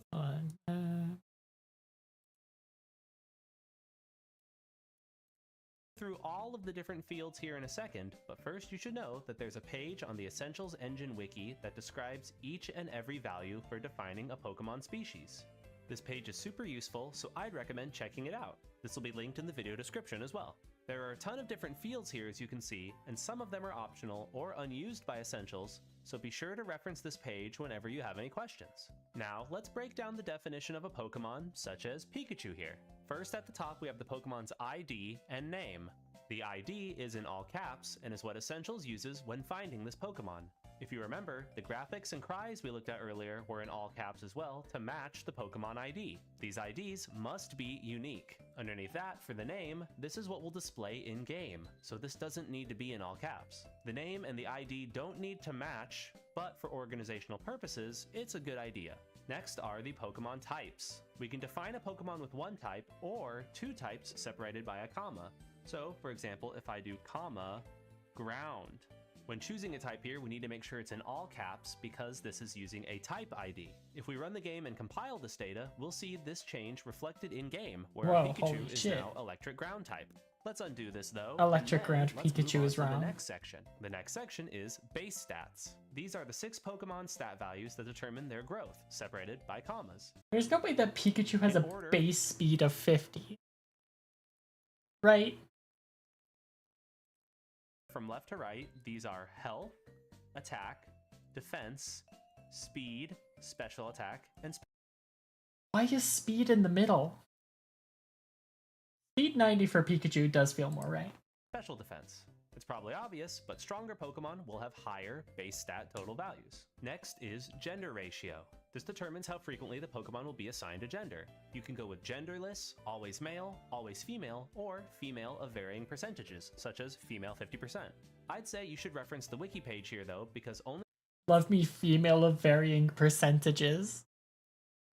Only 5 different percentages are actually supported. Next is the Pokemon's growth rate, which determines the rate at which they gain levels by setting the experience required for them to level up. These are fast, medium, slow, parabolic, erratic, and fluctuating. I mostly stick to fast, medium, and slow though. After that is base experience, which affects how much EXP we get for beating this Pokemon in battle. There's a formula that calculates the XP earned and takes the Pokemon's level into account, as well as base EXP. The default value is 100, and Pikachu here gives us a little bit more at 112. A Pokemon like Blissey though has a base XP of up to 635. Now that is a lot of experience.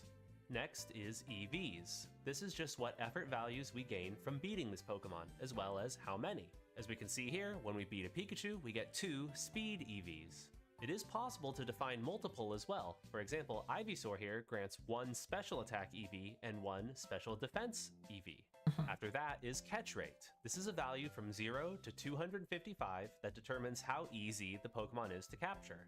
A low value means that they're harder to catch, and a high value, such as 255, means that they're incredibly easy to catch. Since Pikachu has a value of 190, it's generally easier to catch. Next up is happiness. This is just the base happiness value that this Pokemon will have when caught. It's a value from 0 to 255, and as we can see here, Pikachu starts off with 50. After that are abilities and hidden abilities. When setting an ability or a hidden ability, make sure it's in all caps, because here we're using ability IDs. Pokemon will always have at least 1 ability, but they can have 2 separated by a comma. Pokemon can also have a hidden ability defined, though this is optional. As we can see here, Pikachu has Lightning Rod. Some Pokemon, such as Gengar, only have 1 ability and no hidden abilities. If you want to see all of the abilities and their IDs, then open up the Abilities PBS file. Next are moves. These are all the IDs of moves that this Pokemon learns when leveling up, as well as the level that they learn in front of the move, separated by a comma. Level 1 means that this move is known by default at level 1, and level 0 means that the move is learned after evolving. If we scroll down here and look at Raichu, we can see that Raichu has level 0 for Thunder Punch. If our Pikachu ever evolves into a Raichu, then it'll learn Thunder Punch during evolution. Underneath moves are tutor moves. Tutor moves are the pool of moves that this Pokemon can learn through TMs and HMs, as well as move tutors. The tutor moves also draw from the moves above, so don't worry about writing down any moves twice. After that are the optional egg moves. These really only apply to the unevolved Pokemon that can come from eggs, so for example, Pichu here. These are the moves that the Pokemon can only learn as an egg, obtainable through breeding. Speaking of Pokemon eggs and breeding, the next 2 fields are egg groups and hatch steps. Egg groups are the categories that the Pokemon can breed with. There can be multiple egg groups defined here as well, separated by a comma. These don't need to be in all caps, by the way. There's also the category Ditto for Ditto, which can breed with everything. If the egg group category is ever set to undiscovered... Oh fuck, I need to figure out a Ditto. How do I fit Ditto into Final Fantasy XIV? Or what, like, Ditto replacement do I get?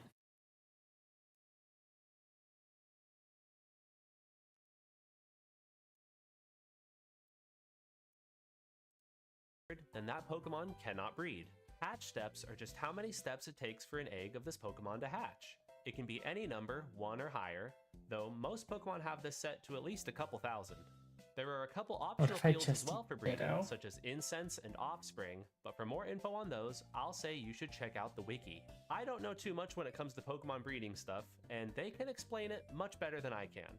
Next up are a couple fields that are really just for the Pokedex. Height and weight are that Pokemon's height and weight. I know, pretty crazy. Height is in meters and weight is in kilograms, though, funnily enough, if the game detects that the player is in the USA, then it'll show the height in feet and inches, and the weight in pounds instead. That's kind of funny. There are also color and shape, which must be set from a select pool of available colors and shapes. You should check the wiki for the full list of colors and shapes. These are mainly just for searching in the Pokedex. After that is habitat. This must also be set from the pool of available habitats found on the wiki. This isn't really used for anything essential though. Oh, we got a drink from Stork. Stork, I'm learning.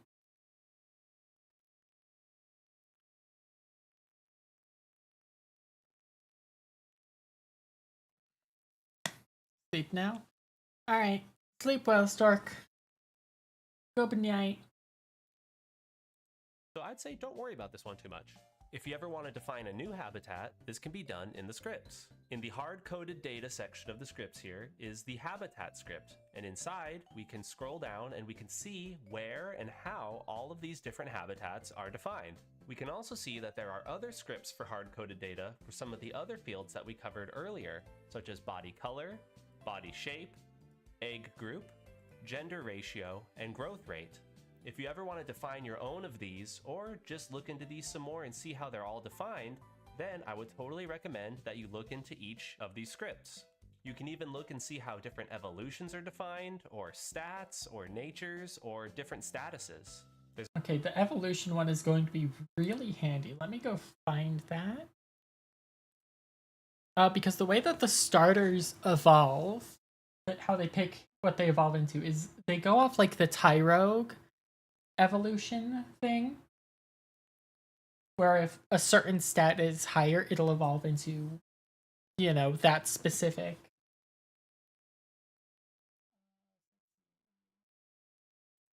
Editor.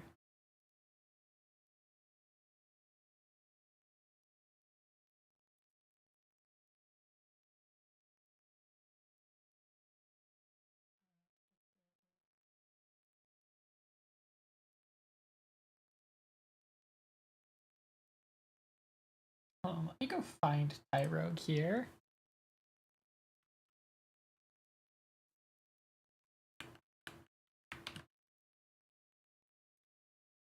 Okay, cool. I didn't misspell Tyrogue. It is on line 6201. Also, I didn't realize that Tyrogue was perfectly balanced with 35 and everything.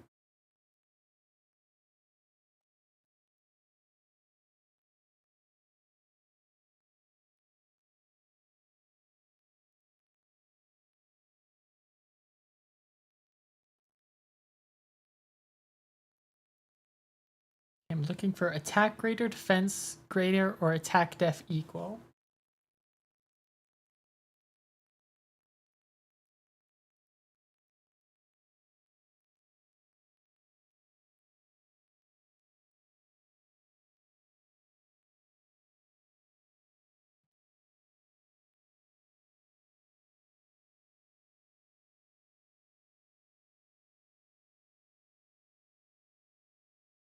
Yeah. Okay. I need to, like, can I, like, bookmark tabs or bookmark lines of code? Because I want to keep track of these, which you cannot see. But they do have comments for Hitmonlee, Hitmontop, and Hitmonchan.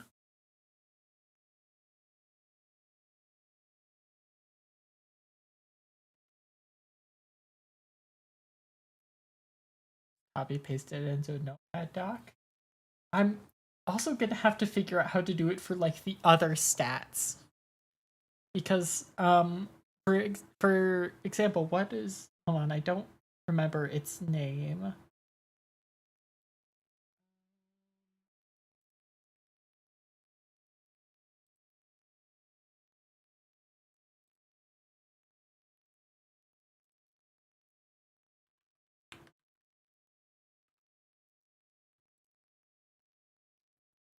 Emba with a higher um with a higher special attack stat evolves into Thaumatinder.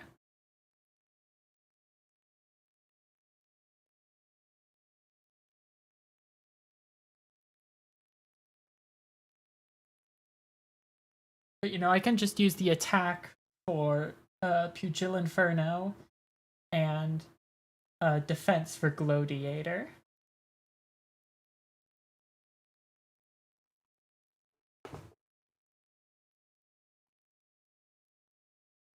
By the way, the starters alone take up 23 slots in the decks. And I'm really just going for like 100. at least for this first part. So that's like a quarter of the decks taken up by just the starters. Very cool.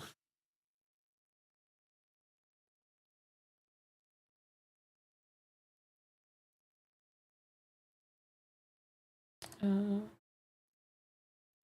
a lot of really The naming convention of the stats. I probably could figure it out. interesting stuff here that you can dive into if you're curious and want to check out some of And at how it's going. Burb, I was mapping earlier, but map making hard. Look at this though. I'm proud of how this turned out. Before you go 9-9 app Burb, let me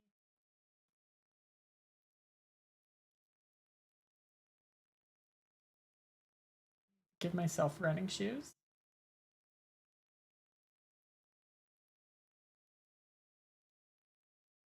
It doesn't look great, but I will learn how to make tile sets later. Also, make these doors solid objects.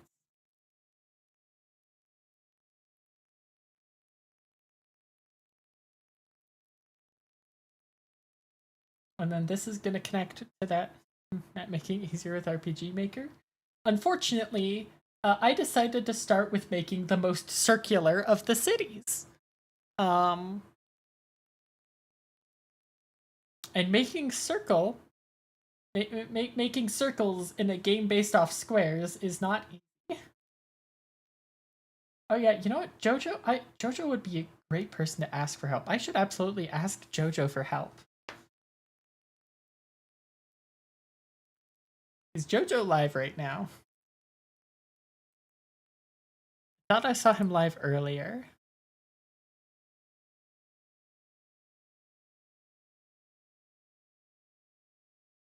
Not look like Jojo's live.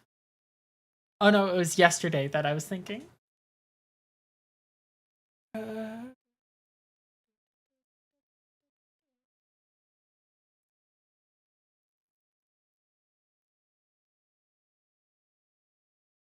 Also, I need to make the starting point. Like here. Tata with the dungeon. Get me in on that. Think about how hard this was to program.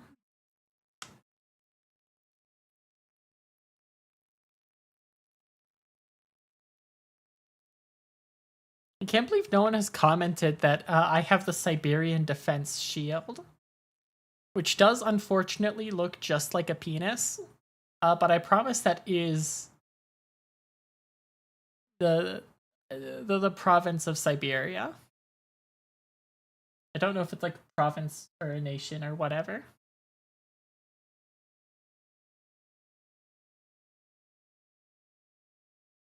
But no, it is just Siberia highlighted.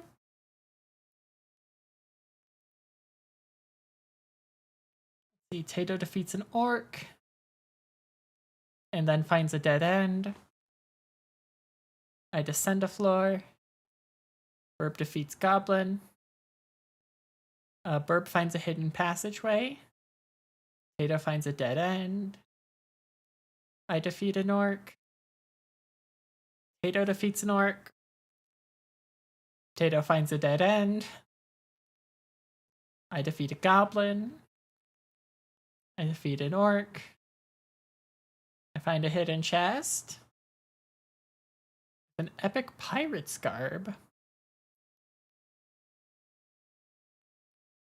Oh wait, no, that was separate from the hidden chest.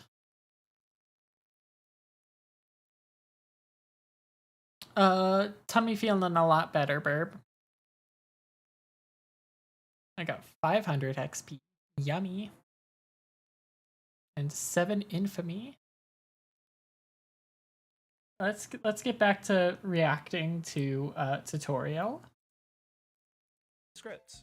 As a heads up, Visual novel character. How many dead ends you're finding? I can't believe Tato is the main character of a visual novel. if you ever decide that you want to add a new body shape, then you should make sure that you also update the icon shapes graphics file, since this contains all of the icons that show for the shape when using the Pokédex search. This file lives inside of the Graphics, UI, Pokedex folder. Next is Category. This is a short descriptive title for that Pokemon. For example, Pikachu's category is Mouse.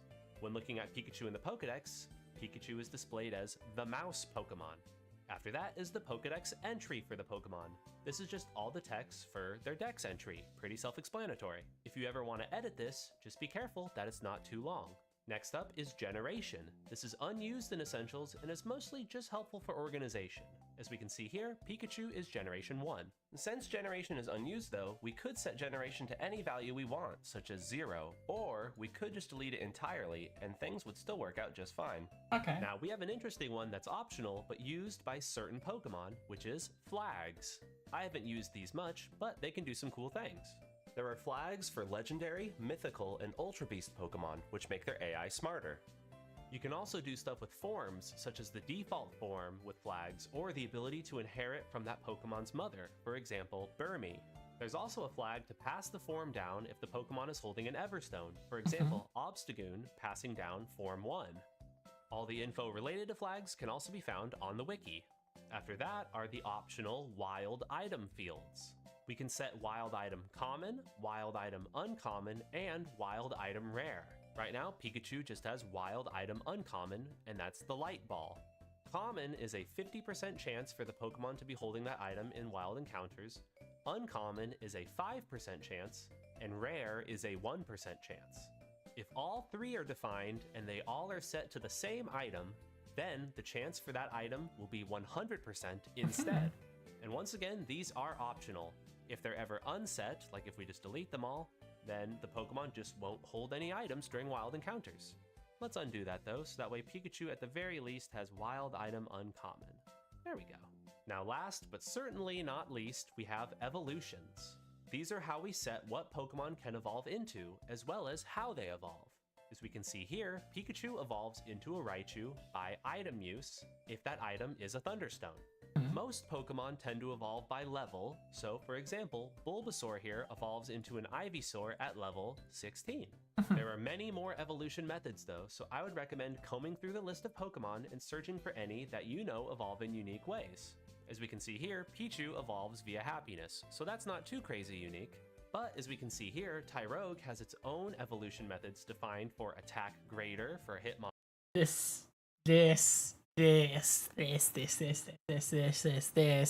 what I am going to need. Yes. Also adds in a minute and a half. Hitmonlee at level 20, defense greater for Hitmonchan at level 20, and attack defense equal for Hitmontop at level 20. That's pretty unique. There's a full list of these on the wiki as well, so be certain to reference that if you're interested in updating any evolutions to use new methods. And that's it for the Pokemon PBS file. That sure was a lot of info, huh? We're not done yet though. There's a little bit more for us to look into for forms and metrics. Those are gonna go by a lot quicker though. Pokemon Forms contains the PBS data that'll be changed or overridden for each Pokemon's form. At the top here are some Mega Evolutions, so we can see things like the form name being Mega Venusaur and there being a Mega Stone required. Scrolling down though, we can see definitions for some other forms, such as Galarian Zigzagoon being Form 1 here. The general rule of forms is that they all use the base data from the Form 0 Pokemon, unless anything new is defined here, which will then override it. Since Galarian Zigzagoon doesn't have any base stats defined, it'll have the same stats as a standard Zigzagoon. We'll do a full deep dive on how to set forms up in their own tutorial though, later. Just know that this PBS file is where form differences are defined. Lastly, Why does it say that Linoon can learn Can Linoon learn body press?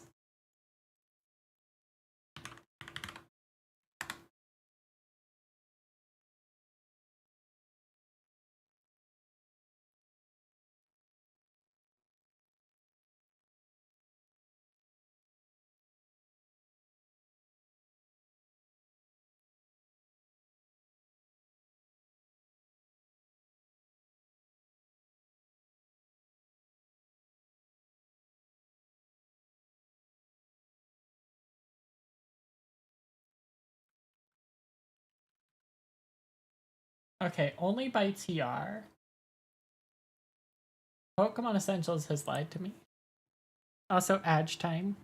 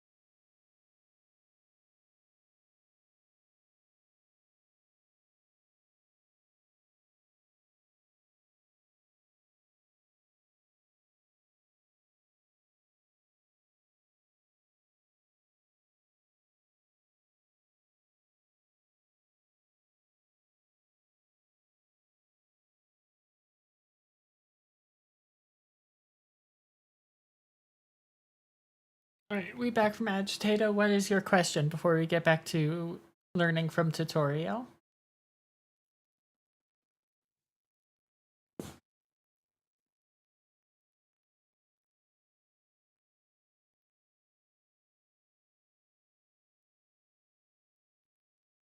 You know, I should.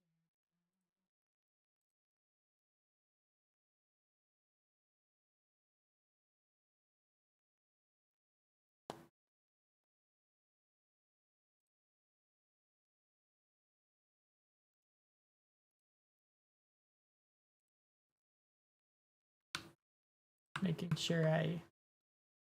In case anyone else wants it, I'm gonna pin this.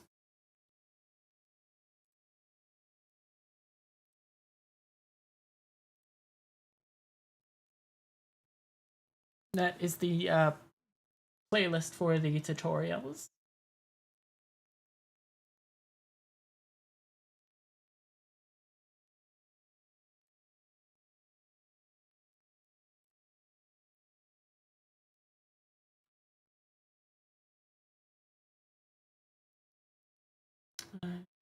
Take us on the Cobblemon server again because my options for getting body press are Regigigas or Raging Bolt. Those are the only 2 Pokemon that learn it by level up using Gen 9 stuff.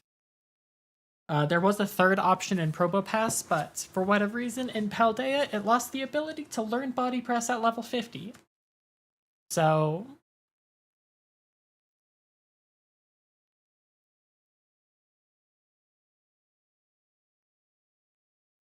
and then Body Press is going to go into Carbink, so not only is it going to be a defensive monster, it's going to use that defense to smack bitches in the face.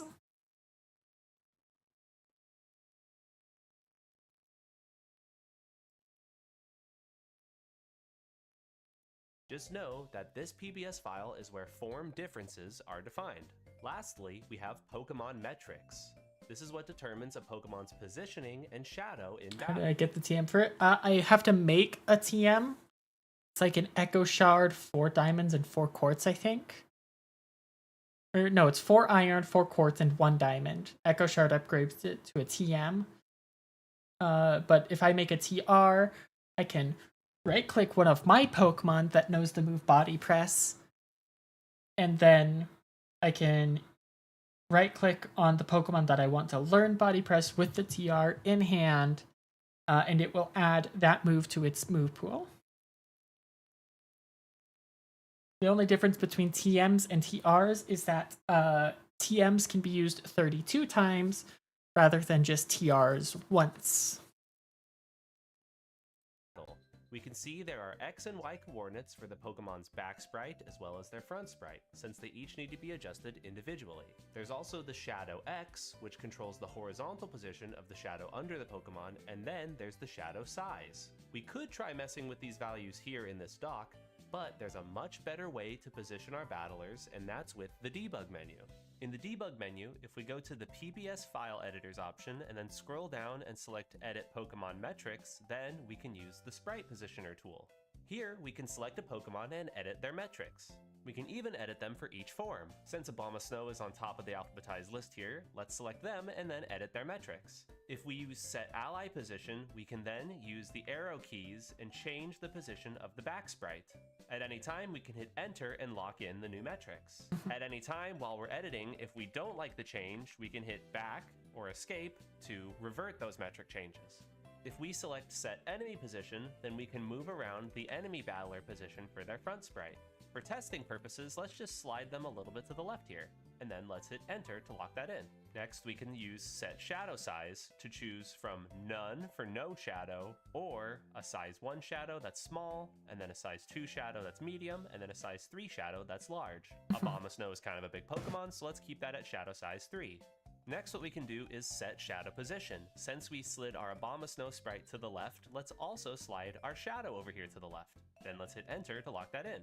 The last option here is auto position sprites, but I would recommend that you don't do that because that can sometimes cause issues. What auto position sprites does is it tries to align the front and back sprites to a generally optimal position by snapping them down.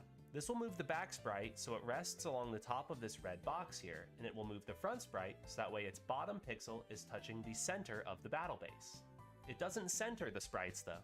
To show you what I mean, here's what happens when I select auto position sprites after moving Abomasnow way up and out of the way. When I select it here, boom, it just snaps them downwards, but it doesn't center them. This can cause issues for flying Pokemon such as Aerodactyl though, because you'd want them floating above the battle base instead of resting directly on top of it, so auto position sprites doesn't really work here. Anyway, now that we've made some changes and we like these new values where they're at, let's hit escape a couple more times to leave the menu. Now it'll prompt us to save the changes. Let's hit yes because we do want to save these changes. If we open up the PBS file again, it should say it's been modified by another program, and then we can hit yes to reload the changes. Looking at Abomasnow here, we can see our changes have been made in the dock, where the front sprite is now moved to the left a bit, so it's -11 and 9, and then the shadow X is -11 here. So that's pretty great. The sprite positioner tool is very convenient, and I would highly recommend using that instead of going into this document here and manually making little changes. I mentioned it earlier when talking about the auto position, but just as a heads up, in the debug menu, there's also this auto set Pokemon metrics option, but I would recommend that you do not use this. It has the potential to mess up a lot of Pokemon positioning and metrics, particularly for Pokemon that float above the ground, so I would say just steer clear of this. From the debug menu, it is also possible to go in and edit individual Pokemon PBS information, but I find this to be a little bit awkward and prefer working within the text document. That's a little bit easier for me personally. Now, let's take everything that we've learned and add our own new custom Pokemon to the game. What we'll need are graphics, audio, and some PBS changes to get them in the game, and then after that, we'll add them as a wild encounter. And I've got an idea for a funny Pokemon that we could add. I've gone ahead and made some sprites for this weird new Pokemon species that we could call Cam. Cam has 2 back sprites. That's crazy. This guy looks kind of familiar. Shiny, 2 front sprites, an icon sprite, and a cry. Let's go ahead and plug these into their proper folders while making sure that they all have the correct name, which should just be Cam, C-A-M in all caps. Okay, I've plugged in all the sprites where they need to go, and I've added the cry to the cries folder here. Now, let's add Cam to the Pokemon PBS. I think as a baseline, we could just copy Pikachu's PBS data for Cam, since Cam really ought to also be an electric type. All right, hold on. This is where things start happening. So I'm going to first up set a scene so you guys can see what I'm doing. This is gonna have to be window capture. I don't think I can game capture Notepad++.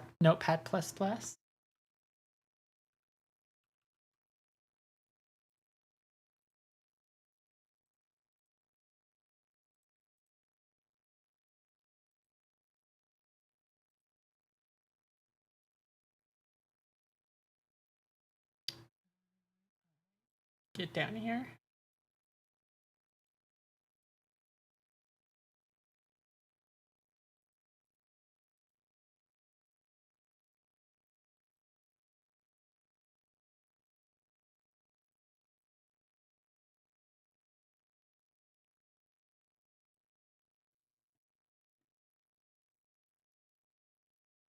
Alright, what I'm gonna do is I'm gonna copy Tyrogue. I'm gonna go all the way to the bottom. Jesus Christ. 23,000 lines of code in this monstrosity. And it's not even up to date because that's just Calyrex. So, like, we don't even have all 1029.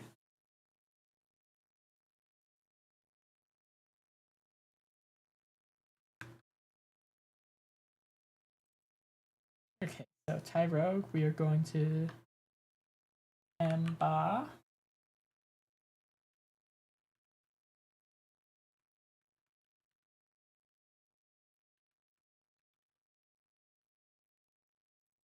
Emba is a fire type.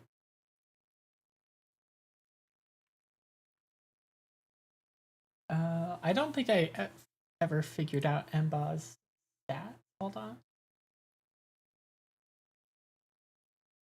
Just Control A, then press backspace. I don't think I want to do that, Tato. I'll be honest. I don't. Yeah, no, okay. I don't have any stats for Emba. But I do know that I want it to be, like, fairly balanced, so maybe I'll keep the Tyrogue stats.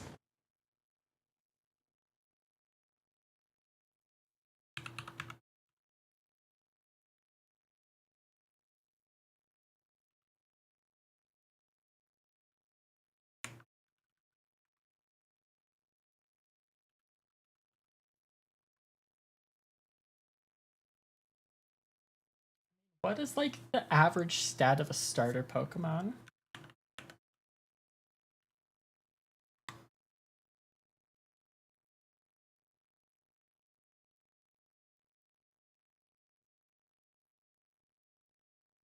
Charmander sits at 309. I'm gonna look at Charmander, Tepig, and Tepig is at 308. What is Fuecoco at? 310. Okay. So it's all like just a bit over 300.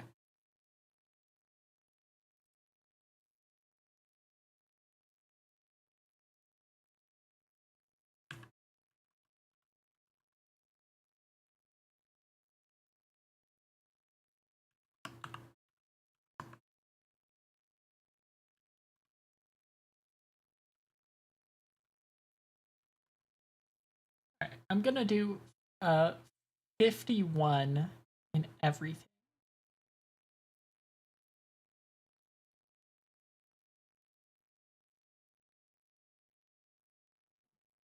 Because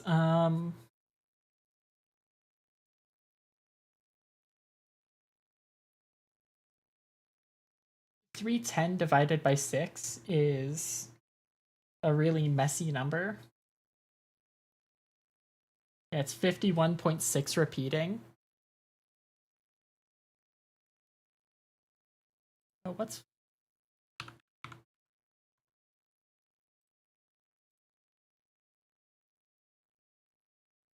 okay, never mind. I'm gonna do 52 in everything, because that's 312.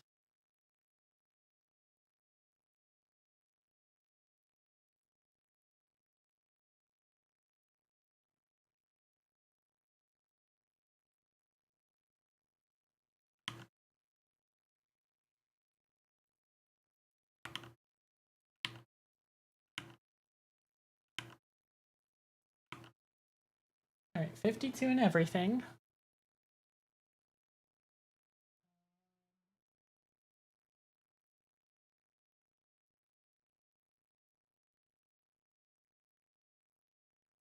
Always male. I think what I'm looking for is like female 50%. Yeah. I'm stealing it from Joltik, because that's just the one that I scrolled to. Medium growth rate, basics. I don't know what EVs to give, because like the whole thing is like it's supposed to start balanced. Does it just not give EVs? Does it give 3 EVs? That feels wild for a stage 1 Pokemon to give 3 EVs when defeated.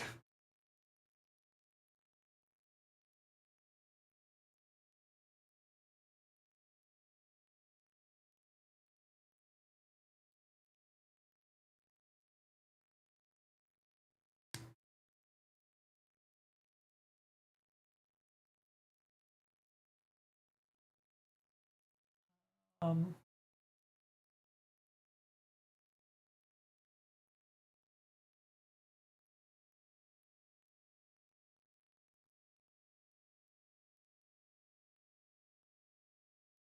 I'll just keep it at attack 1 for testing purposes. Catch rate and happiness are fine. We're gonna change its ability to play. Starters are all or mostly medium slow growth. I'll keep it at medium for now, probably change it to medium slow later.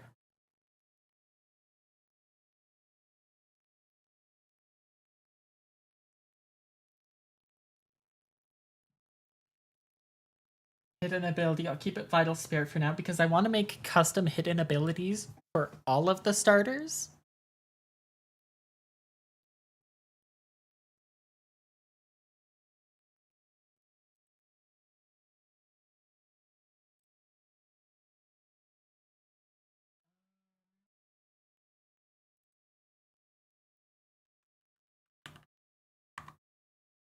Ember,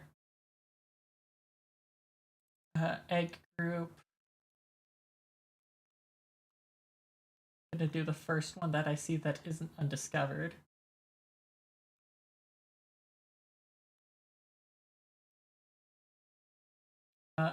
Amorphous dragon. Sure. Emba can be an amorphous dragon.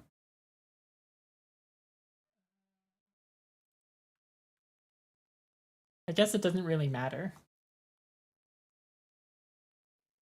What did I even take that from? Oh, Dragapult.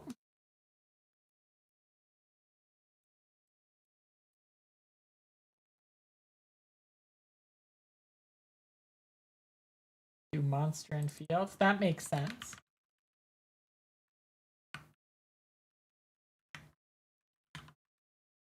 These are the things I'm gonna have to think about. That's Mareep's group.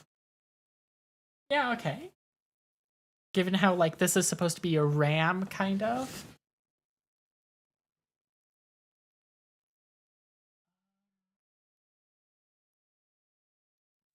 Match depth 2. Weight can be 1, or height can be 1. Weight can be 2.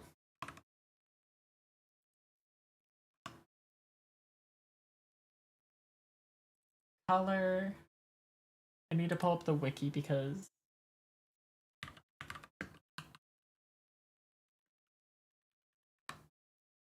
weight should be -3. I don't think we can do negative. I could do 0.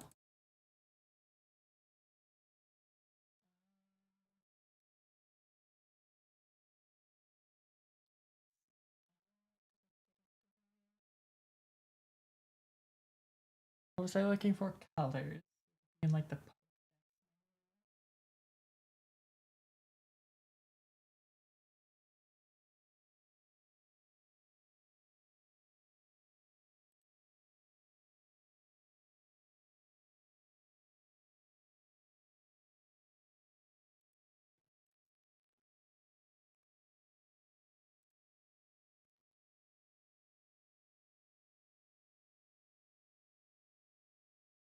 color.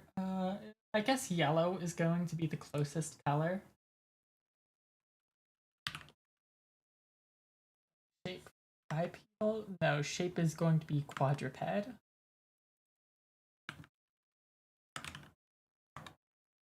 Actually, you know what? No, shape is going to be quagsire. No, I'll do quadruped. Habitat.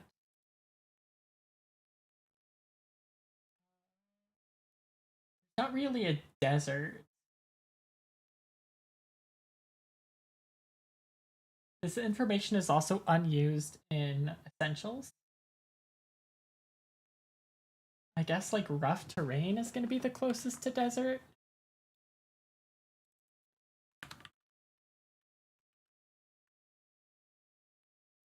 Category. It is going to be the desert Pokemon.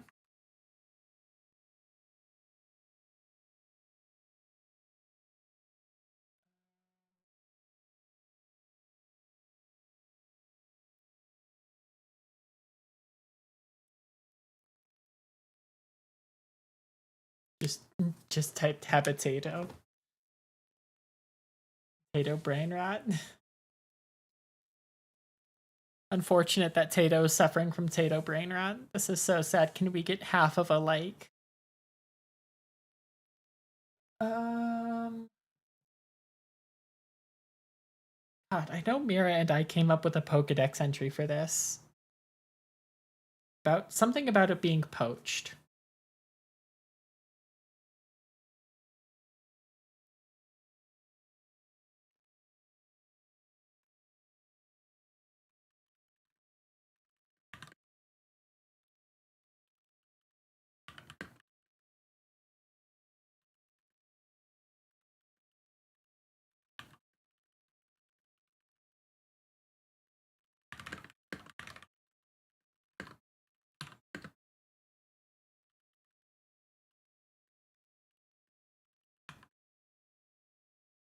Terrain is where most of the desert mons are. Okay.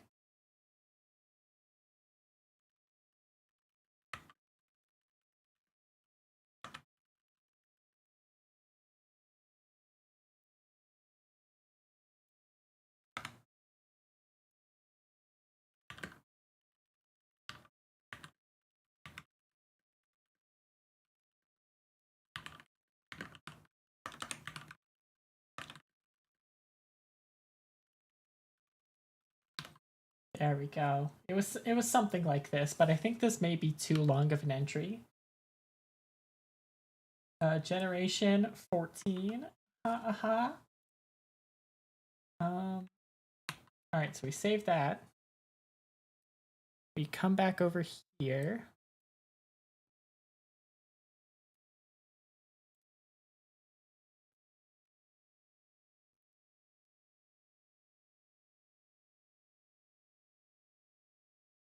Debug, Pokemon options, add Pokemon, Emba.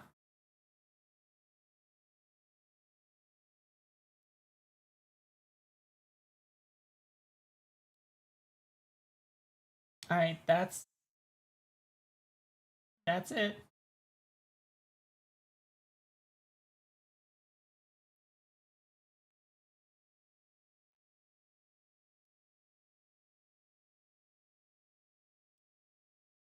So cute. Yeah, guys, don't you love all the design I did for Emba? Also, that's just a naturally female Bulbasaur. What the hell? 1 in 8 chance for that. Lol, Vine Whip on my fire type, idiot. You fool.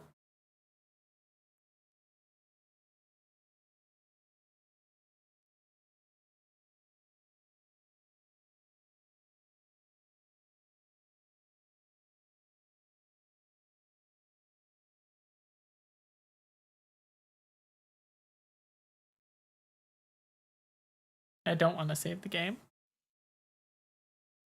Oh, there we go. We've got Emba in, technically. What number of the Pokedex was Emba? That was a very loud car starting. Emba was number 9.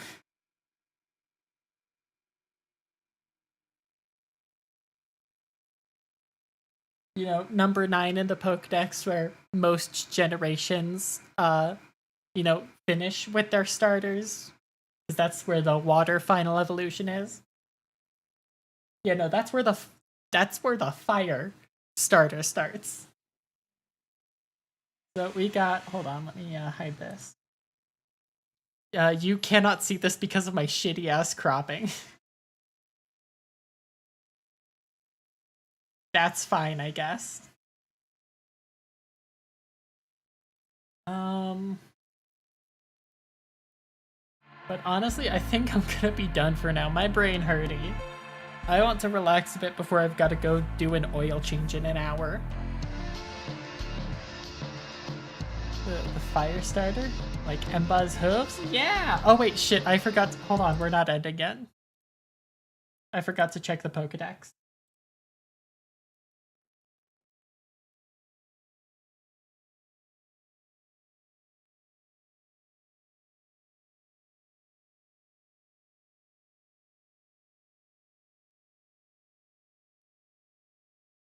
Do I have to like debug the Pokedex to myself?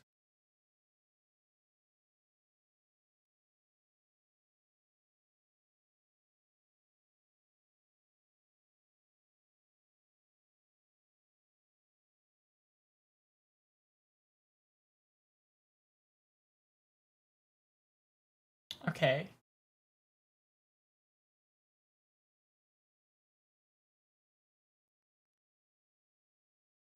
Yeah, it is too long of an entry.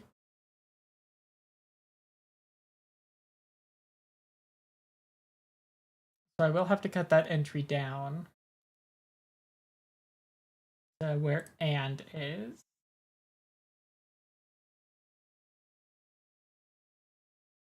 Okay, so not too much. The only thing that's cut off is merchants. Halo, you're so smart. Hold on.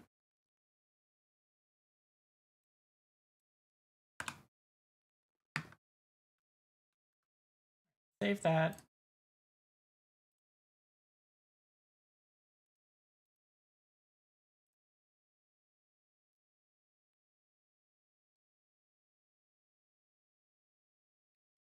Debug, Pokemon, add Pokemon, Emba. Level 5 is fine. Oh wait. To debug the Pokedex to myself.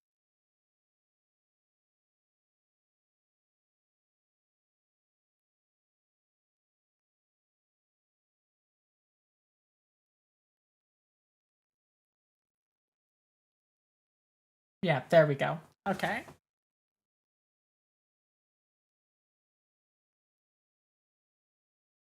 Oh hey, look, I got a female Emba this time. Got a calm nature.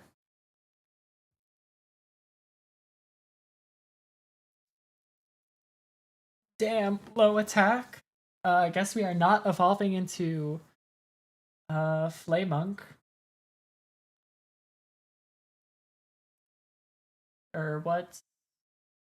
What's the pre-evo? Pugil Inferno. Damn, I'm ass at names. These names suck.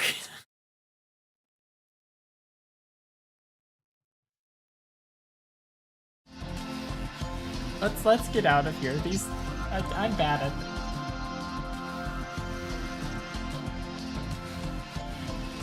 Thank you all for stopping by today. This was not a good stream.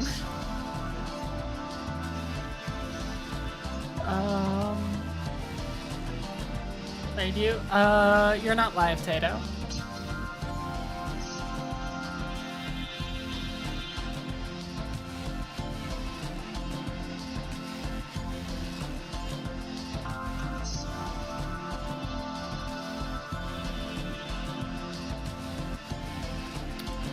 But I will go right here. Who's currently on BRB right now, but it's fine. You will be one day, Tato, but today is not that day. But thank you all for stopping by, and I will see you later for Dokapon Kingdom. Bye-bye.